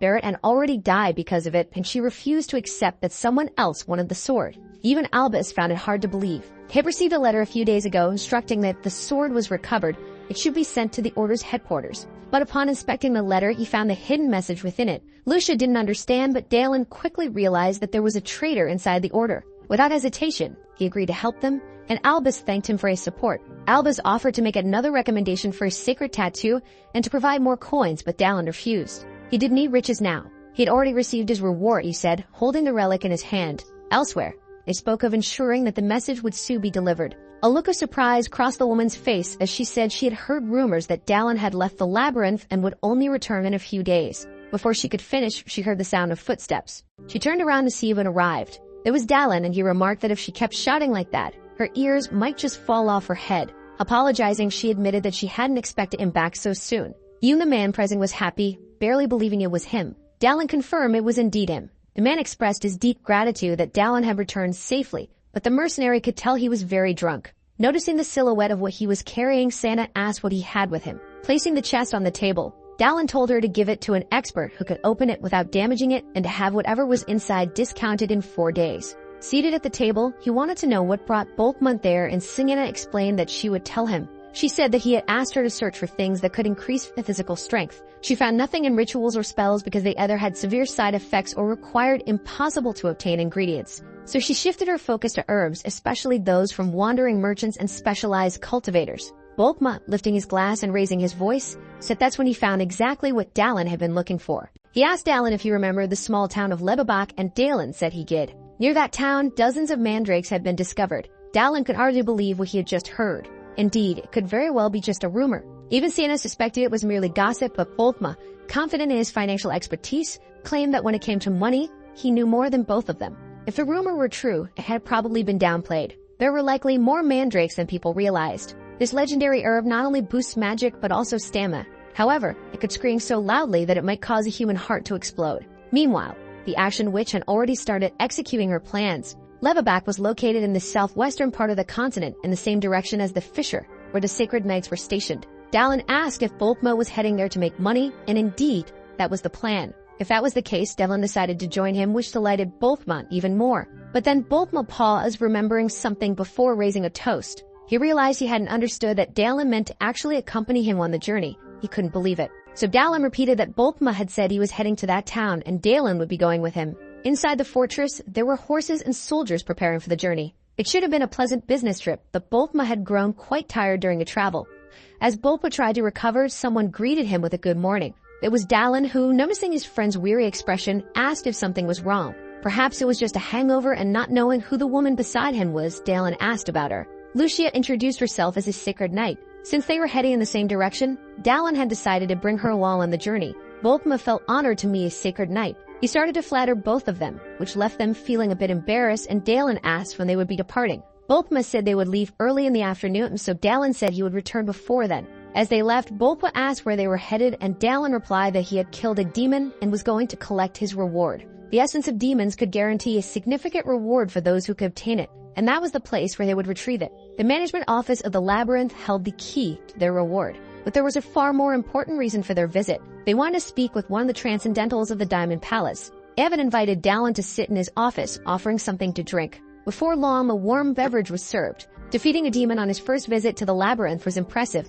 but Dallin downplayed it, saying it was just luck, and that luck still seemed to be on his side. Evan observed him with curiosity after that remark. Not only once but twice, Dallin had encountered the transcendentals. Earlier, he had recognized Evan as he appeared quite different from what was expected in the game. The man of 1,000 faces, Leverin Hakim, was essentially a one-man army. Dallin knew he needed to gain his favor and turn him into an ally. He even mentioned that Dallin was being watched by the gods, and there was only one way to achieve that. Dallin began to mention how apostles and demons, all of them, spoke about their gods. Perhaps the gods had some kind of disorder that made them enjoy spying on humanity. Before he could finish the sentence, the energy in the room shifted completely. Even the tea in his cup almost spilled over. The man before him said sternly, "That tone I just heard borders on blasphemy." Trying to explain himself, Dallin replied, "I'm not exactly a man of faith." The man continued, "I don't know. Perhaps you have no faith at all. And sure, you aren't from this region." It was as if the man knew everything about Dallin, leaving him unsure of how to respond. Looking at him, the man asked, "What's so funny?" Dallin answered, "I've never been past the frozen mountains." Maybe your watcher of 100 eyes and storyteller of 1,000 years forgot to mention that. For some reason, this made the man smile. He hadn't expected Dallin to know about the prophet, and he admitted, "Contrary to what I thought, you're a fascinating man." He added, "Talking to you feels like speaking with my friends, the ones people call transcendentals." It seemed Dallin had survived the worst and now had the man's full attention. Cutting to the point, he asked Dallin, "Do you have the essence of the demon you defeated? If so, I'd like to take a look." The carriages moved through the forest. Inside one of them sat Dallin and Lucia. On Dallin's lap was a bag full of gold coins. He hadn't expected such a significant reward, especially with what Sienna had managed to obtain as well. With this, he could now afford high-quality equipment and even more relics. At the window, a young boy brought a message from Bulkma, asking how Dallin's trip was going. Dallin replied that everything was fine in his carriage. Noticing the boy, he asked, "Are you new here?" The question stirred memories of his earlier days. Curious, Dallin asked the boy's name and found out he was called Perrin. It was his third mission, and he still hadn't received his mercenary registration. Encouraging him, Dallin said the registration would come soon if he kept working hard. The boy's face lit up with excitement, and Lucia, surprised by Dallin's kindness, commented, "I didn't expect that from you." Confused, Dallin asked, "What do you mean?" "I didn't think you'd be kind to a child so easily," she said. "I thought you were just a mission-obsessed mercenary, always chasing money." Dallin chuckled, admitting that the boy reminded him of his younger self. As they continued their conversation, a voice suddenly shouted, "We're under attack." A massive horde of orcs charged toward them. Quickly disembarking, Lucia sighed, wishing for a peaceful journey, while Dallin asked, "Where's Bulkma?" Scanning the area, Dallin's system alerted him to the presence of a young mercenary's body and another who wielded lightning. In the middle of the orcs, one of them seemed to be the leader. Excited, Dallin declared he would lead the charge and called for those willing to follow. As he advanced, the orcs were dismembered mercilessly in his path. However, the snow caused Dallin to slip slightly. Reflecting on how hard he had been pushing himself lately, he wondered if fatigue was finally catching up with him. As he tried to regain his footing, an orc prepared to strike him with its club. Against all odds, the young boy Perrin intervened, saving him just in time. "Are you alright?" Perrin asked as Dallin thought to himself, "This kid's really good." Passing by him, Dallin thanked the boy and assured him, "I'm fine." Now he needed to remain vigilant. Feeling weary, Dallin decided to finish the fight quickly. With one swift throw of his axe, he split the orc leader's head in two. In a hurry, he moved to claim the green-skinned corpse of that disgusting beast. As the battle ended, orc bodies littered the snowy ground. Perrin, full of admiration, said, "Lucia, you're amazing. Do you think I could become a holy knight one day?" Lucia, smiling warmly, replied, "If you keep training, you'll be even stronger than me one day. You're already pretty talented." Curious, the boy asked, "Why are orcs here?" "They're not from this region." Lucia explained that they might be refugees from territorial conflicts. Listening intently, Dallin wanted to know more about the situation. With monsters becoming more active recently, there wasn't enough space for them in the mountains anymore. This was the first stage of an invasion, where the monsters of the continent grew more aggressive. However, Lucia noted that the invasion wasn't intense enough to have caused the orcs to lose their territory just yet. That would happen during the second stage of the invasion. Maybe it means they have skipped the practice phase and are now truly starting the game. Before the bodies, he begins collecting them. A notification from the system says he inherited the skills of that body. His senses, intelligence, and mana increased by 1 point each. As a newly inherited ability, he can now manipulate electricity. That ability will be very useful in Lemabak. While he is distracted, someone from the caravan calls him back saying they are ready to depart. Dallin says he's coming. It won't take long until he meets the Ash Witch. There are many people in the city, probably because the rumor of the mandrakes has spread. He asks where the mercenary is going, and the latter responds that he will stay there for a few more days. Since he will be leaving soon, he bids them farewell, as he can't waste time selling his things. Lucia asks why they joined the caravan of merchants. He asked if Lucia knows anything about witches, but she only read about them in her previous lessons. They had the power of an archmage by birth and were persecuted due to their immense power. As a result, there are very few left, and they are generally hostile towards ordinary humans. Indeed, that is true, and one of them is in this city, one who hates humanity more than the other witches, and he is here to eliminate this witch.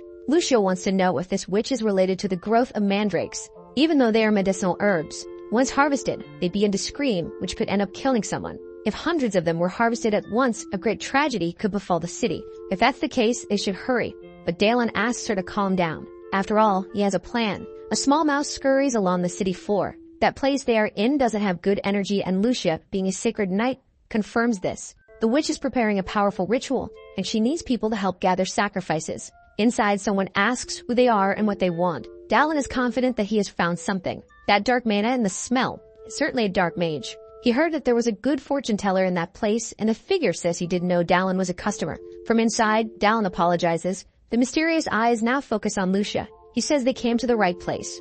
Opening the door discreetly, he invites them in to continue the conversation inside. So both of them enter the house. They follow the short man through the dimly lit place. Dallin senses that there are 6 people upstairs, and counting the man in front of them, there are 7 in total. He wants the man to hurry up and get his fortune read by the woman. But the man says she's not there right now, as she's preparing for something bigger. Before he finishes speaking, several mages jump at them in a hostile manner. They expect them to become sacrifices for the greater cause they've been speaking of. Dallin is unimpressed by it. Lucia also gets ready to attack them. A great flash of abilities lights up the interior of the house. The mages try to attack, but their attempts are completely futile. One of them, now badly injured, realizes that Lucia is his sacred knight. She doesn't bother to confirm it, only calling him disgusting. The others, noticing that she is a sacred knight, panic and focus their attacks on her. A huge mistake, as Dallin smiles at the situation.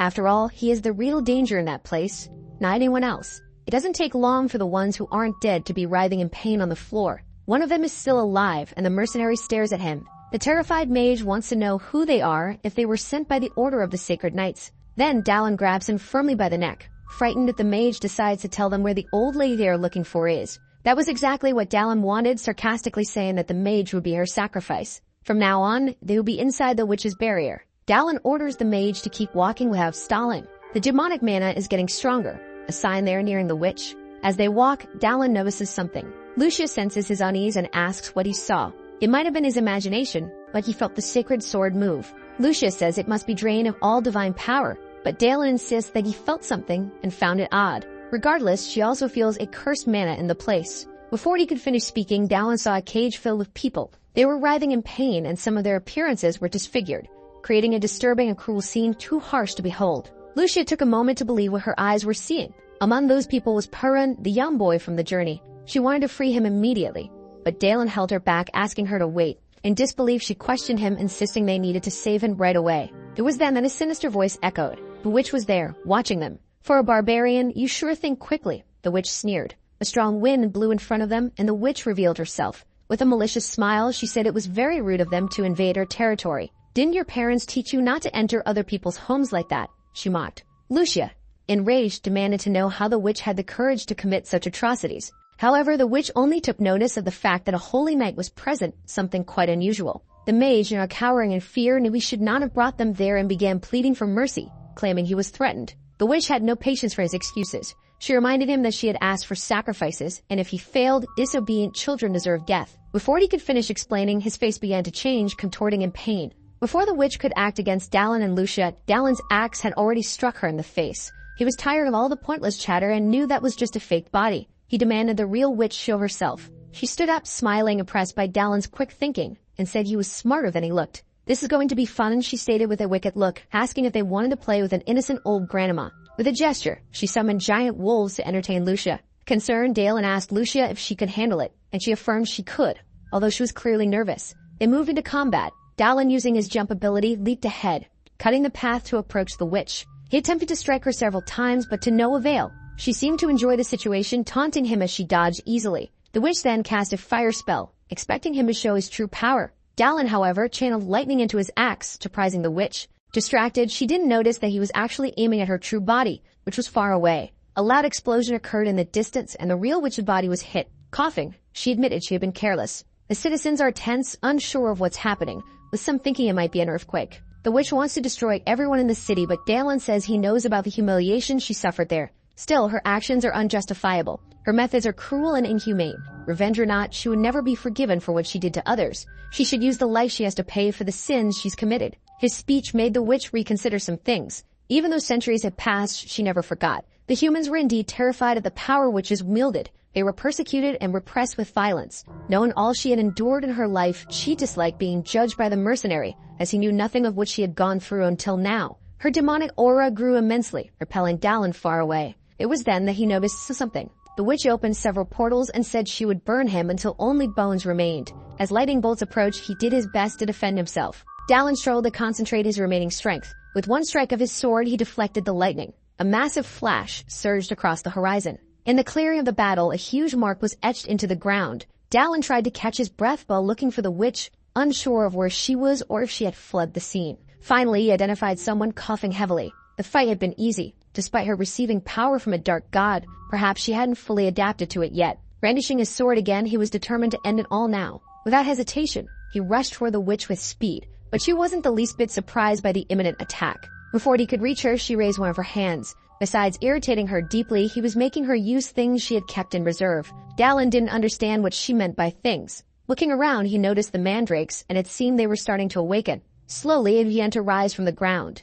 Immediately, a terrifying, blood-curdling scream filled the air. Dallin now found himself in the midst of a deadly and horrifying cacophony. His knees buckled, and he collapsed to the ground. Tomato juice flowed from his mouth, and he couldn't move. The witch said the fight had been fun, but now he wouldn't be able to do anything against her. Summoning a powerful spell, she conjured a large fireball above her, intending to finish off the mercenary once and for all. She attacked him, taking advantage of his inability to defend himself. The fireball consumed everything in its path. Once again, destruction could be seen across the horizon. Finally, she completed her attack, remarking that Dallin had lasted longer than expected. She couldn't even remember the last time she had to exert so much effort to defeat a human. As she admired the devastation caused by her spell, she was pleased with how much she had enjoyed herself. Now all that was left was for her to return to the city. But someone asked her where she thought she was going. A different blade appeared. The witch couldn't believe what she saw and demanded to know how it was possible. The mercenary was wielding the sacred sword. Earlier, he hadn't been wrong about the sword. When the witch used her mana, he felt it resonate again. The sacred sword had trembled gently. Even so, the witch was in disbelief that this had happened. The sword could only be wielded by those chosen by the god of war, and it seemed Dallin had been unexpectedly chosen. Dallin taunted her, saying that even the god of war wanted her gone. Referring to the sword, he quipped that it should have vibrated more as he would have used it from the start. Now with the sword in hand, he challenged the witch to attack him again, promising that this time he would finish her properly. However, the witch refused to accept the taunt, declaring that losing to him was absurd. Even with the sacred sword, defeating her was impossible. Dallin glanced around and noticed debris and ashes accumulating. They were so hot that it seemed if they touched his skin,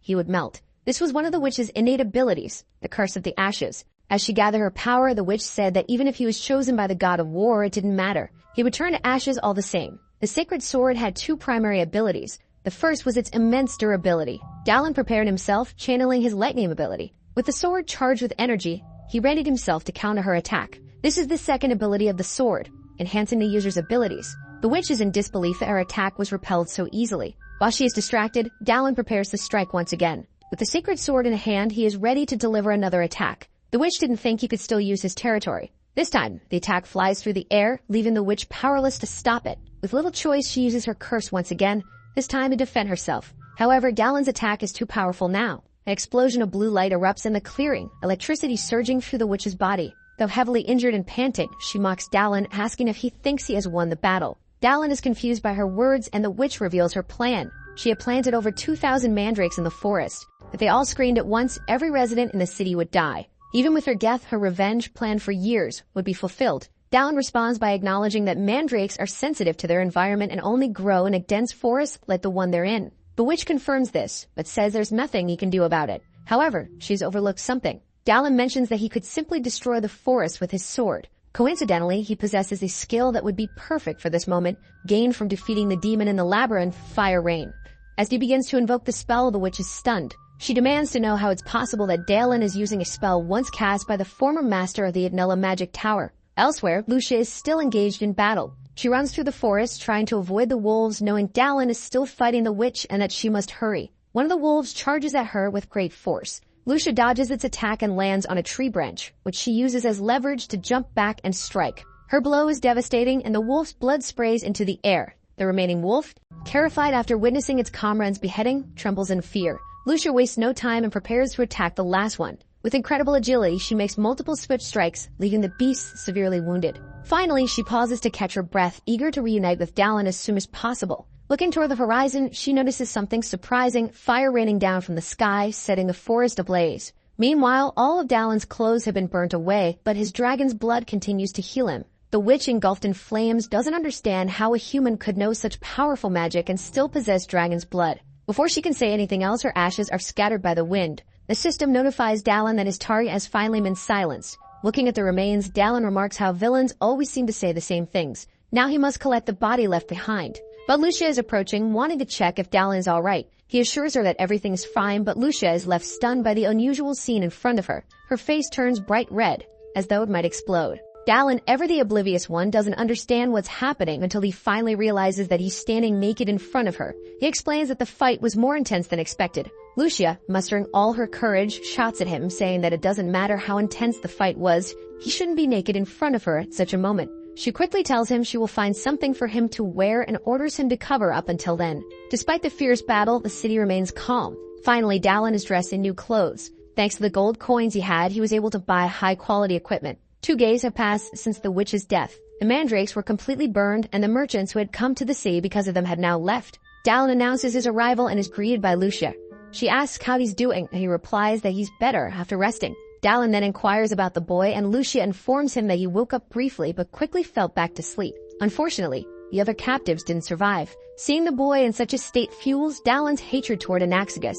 Perhaps the reason he was brought to this land is to defeat this dark god. Dallin turns to Lucia, wanting to know how she's doing after her battle. Lucia is physically fine despite the battle, but she feels sad, lamenting that if they had arrived earlier, the boy wouldn't be in such a state. As for the sense of guilt, there's not much Dallin can do. He understands that losing someone you care about is an experience no one wants to go through more than once. Dallin tells her not to blame herself too much, as even though they couldn't save everyone, they managed to save that young boy, which is already a significant victory. Looking at him, Lucia reflects on his words.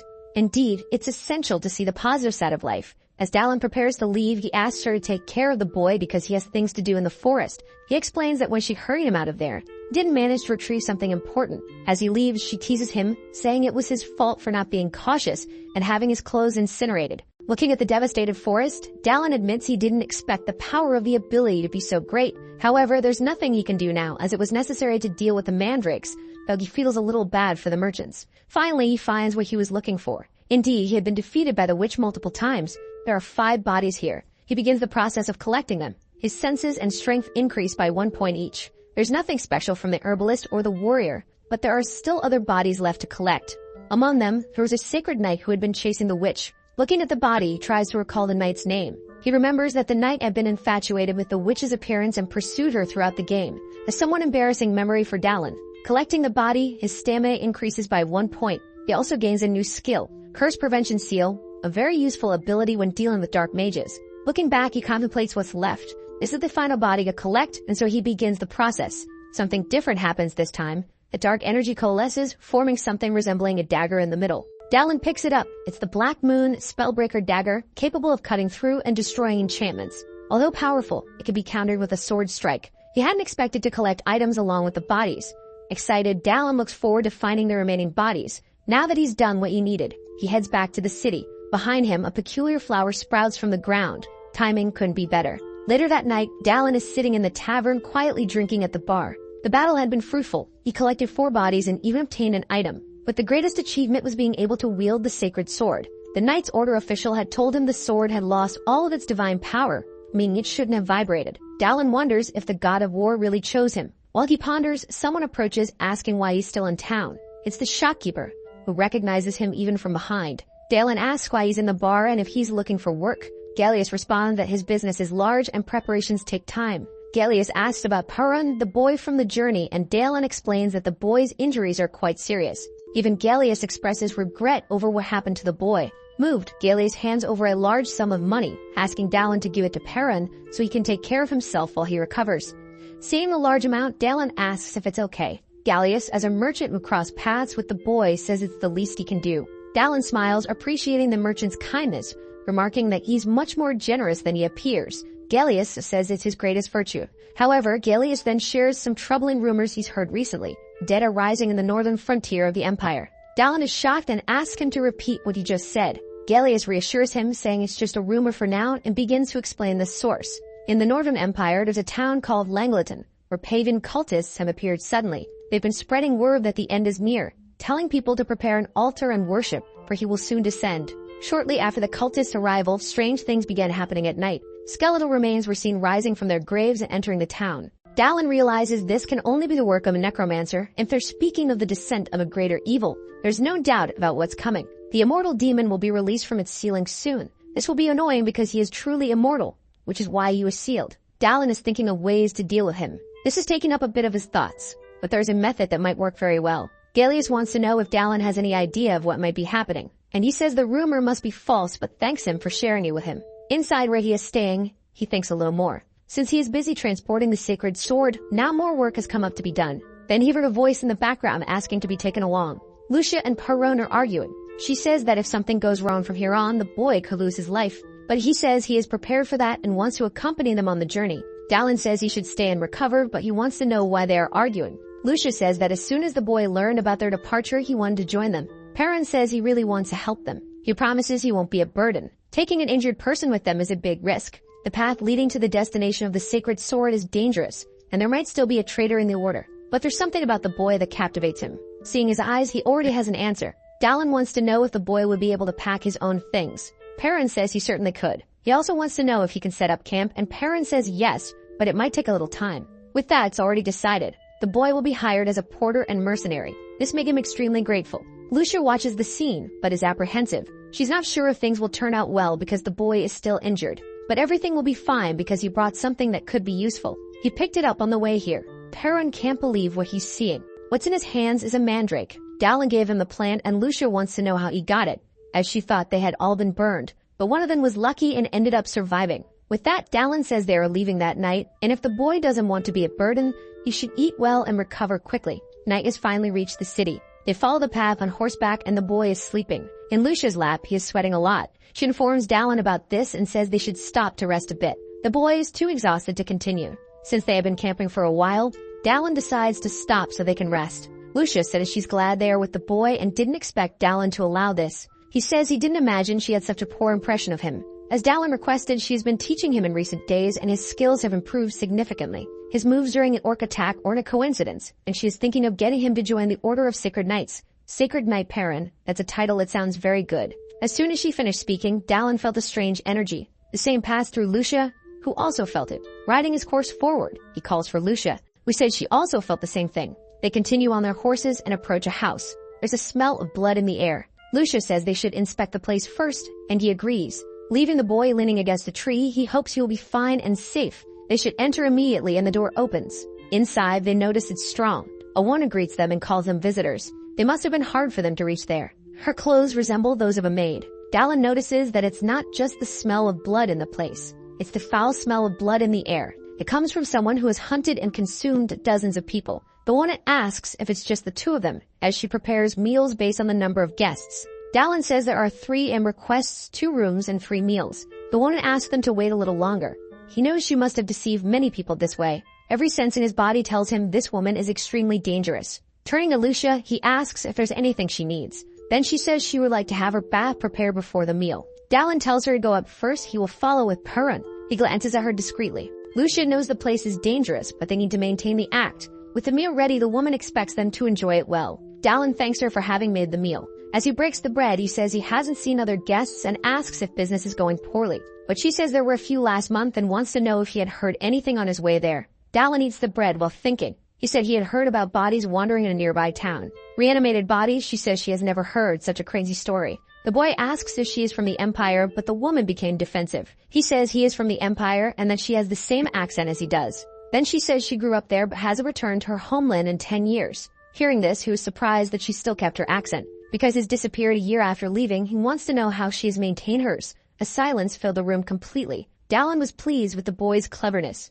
This was an excellent excuse to let his axe sing. As he stands up, some men suddenly appear. Injured, they mumble that there was a monster there. Dallin knows that Lucia is upstairs. He asked the men if the monster is a sacred knight. Drying herself, she said they tried to attack her as soon as she entered the bath. This is definitely something serious. Looking at the woman, Dallin ordered her to start explaining quickly. Smiling, she said she would have consumed him calmly, but she can't do that anymore. Chanting an incantation, a detestable aura filled the place. Then undead began to reveal themselves in the room. The reanimated bodies were now there. Indeed, this is the work of a necromancer. Perrin defends himself from the bodies using his sword, but after cutting one of them, he was surprised by the result. Even without half its head, the body kept advancing. The woman says they are already dead and can no longer die because of that. Once they are exhausted, she will eat them and suggests they surrender obediently. Cutting one of the zombies, Dallin says she is right, the dead cannot die. But there are other ways to stop them. The dagger he received is a spell nullifier, and it can end the undead. Wielding it, he advances toward the bodies. Dallin is determined to make sure those bodies don't move anymore. His first strike is powerful. The necromancer cannot believe what she is seeing. Her spell had been completely destroyed. Against incantations and spells, it is necessary to use the right weapon. This dagger destroys most magic with just simple contact, and even small cuts from this dagger can produce a fatal curse on the sorcerer. Meanwhile, Perrin tries to defend himself from a zombie. Lucia realizes the boy is in danger. She asks him to hold on a little longer because she's coming to save him. But he tells her not to worry because he can handle it. The skeleton keeps getting closer. Before he could do anything, the body loses the light in its eyes and falls inert on the boy, who was disgusted. Even Lucia didn't understand and wonders if the necromancer had died. Now the boy asks for Lucia's help and she goes to his aid. Wounded, the necromancer wants to know how her spell was destroyed so easily, but she wasn't in the mood to hear the answer because she could provide them immediately. But once again, the black dagger comes into play. More wounds appear on the necromancer's body. As she agonizes, Dallin wants to know if she ordered sacrifices for the immortal demon, or if she had another plan in mind. It was good for her to speak quickly because he still had the patience to listen to her. Her cannibalism was just a degenerate pastime, definitely a luminic. Lucia yells at him, saying they still have problems. They went down to the basement and found people tied up. Upon finding them, people told them more things. The immortal demon had already broken free from its seal. Hearing this, he ordered her to rest because they would leave in the morning. He needs to step out for a bit, and Lucia wants to know where the mercenary is going. Without hesitation, he says he's going to capture the immortal demon. She doesn't understand what he said because it is very risky and the demon cannot die. Faced with this, she wants to accompany him on this mission. However, he asks her not to worry about him because he has a plan. Besides, Dallin didn't mention anything about killing him. With a corrupted relic in hand, he repeated that he was going to capture him. 300 years ago, an entity ravaged the world with fear and destruction. This is the immortal demon who was fought by the sacred knights. However, their efforts were in vain due to his immortality. What they could do in the face of calamity was to use divine power to seal him. That's what the game said. And the cave he's heading to is the place where the demon was sealed. At the entrance of the cave, cultists are gathering to commit atrocities. One of them complains about the slow pace. One person asks for permission from the pagan priest. However, he orders them not to delay anymore and to enter the cave immediately. The young man wants to spare his daughter and have her sent back. Slapping the young man, the priest says none of them were in a position to ask for anything, and that this arrogant one would be more useful dead. As he prepares to strike the man, saying the same will be done to his daughter, a furious axe flies toward the cowardly clown. Before he could continue oppressing that family, his head became the new home for the axe. With one clown down, the others want to know who did it. Because as soon as they caught him, he would be destroyed. Dallin was already stepping forward to claim responsibility. Another fool is now under attack. One tries to warn that there are enemies, but his throat receives a fatal cut. Dallin continues to use his dagger to slice through the fools. The family watches the violence unfold as the cultists scream in pain and horror. After the action ends, he thanks the mercenary. However, when the corpse's eyes opens mysteriously, their bodies begin to rise from the ground. That is the work of one of them, who was also a necromancer. Dallin wants to know where this clown came from since he hadn't seen him before. The necromancer orders the bodies to attack the mercenary. With little patience, Dallin uses his combat skills to finish them off. Stiffen, the bodies are flying through the air like crash test dummies. There wasn't much the necromancer could do now. Dallin threw his dagger at him. It ended up piercing the clown's leg. This made him flee deeper into the cave, and Dallin preferred to follow him to his base rather than finish him off immediately. As he walked, a system sound echoed in his ears. His combat skill was just 1% away from reaching the maximum level. Opening the status window, he saw that his skill proficiency was at 99%. Now he can't wait to see what will change when it reaches 100. One of the demon's hands is still chained. He says those with desires are truly a delicacy. The priest tells the demon to enjoy calmly because more sacrifices will soon arrive. Soon, he will have his full power restored. The necromancer had arrived and says it's an emergency because there's an intruder in the cave. The cultists say he shouldn't have interrupted the ritual. He finally says that a man appeared, killed his companions, and freed the people who were to be sacrificed. The demon scolds them for being unable to deal with a single human. He can't believe he's relying on insects like them. Then he started devouring them instead of the sacrifices they had lost. Blood sprays all over the place. That strong demonic energy was a delicacy for him, and Dallin thanks him for doing his job. This way, he didn't need to finish off the cultists. Looking at him, the demon realizes that this is the one who attacked his cave. He sees that there is a sacred sword on his back. But this man is not a sacred knight. Either way, it doesn't matter anymore. Breaking his chains, he says Dallin should consider this an honor, because he's about to witness the power of the immortal demon. Faced with this, the sacred sword begins to glow with blue lightning. In a single movement, he defends against the attack. The demon is impressed that this human is capable of using territory. Now he's going to show him something special, and Dallin remains focused. The curse of the death mist, which melts everything it touches. Even so, the more he observes Dallin, the more impressed he becomes. Dallin uses his ability to prevent curses. The demon doesn't know how the human uses an elven seal, but that only works against minor curses. Now Dallin realizes he's in trouble, and one of the demon's tentacles hits him hard. Thinking he had incapacitated him, the demon wants to know what the mercenary will do, since he had dropped the sacred sword. Thanks to his regeneration, he gets back up and wishes he had a barrier to protect him from the curse. The demon says he will curse him until he dies, while Dallin thinks of a more powerful barrier. Then he used his combat skill again. That made something sudden happen. His proficiency had reached 100%, and the skill could now be used with territory. The mercenary paused for a moment. The demon wants to know if he had given up on fighting. The combat skill involves wearing armor, and he thinks of using territory as if it were his armor. Waiting for a reaction, the demon says he's bored, and decided he would burn him until only his bones remained. A massive beam of flames heads toward him, but Dallin doesn't even react. Flames are a good idea. He's going to create his own armor, using the power of territory. Concentrating his mana, Dallin begins to emit a bluish glow. Chanting a spell, a huge explosion of fire erupts. The one watching in disbelief is the immortal demon. That new appearance of his is something the demon has never seen before, and he doesn't know how it happened. Dallin wants to know if the demon is done being impressed, because if it's over, it's time to get ready for a beating he won't be able to endure. So the video ends here. If you don't want to miss the next part, activate the notification bell, and see you next time on Tob's channel.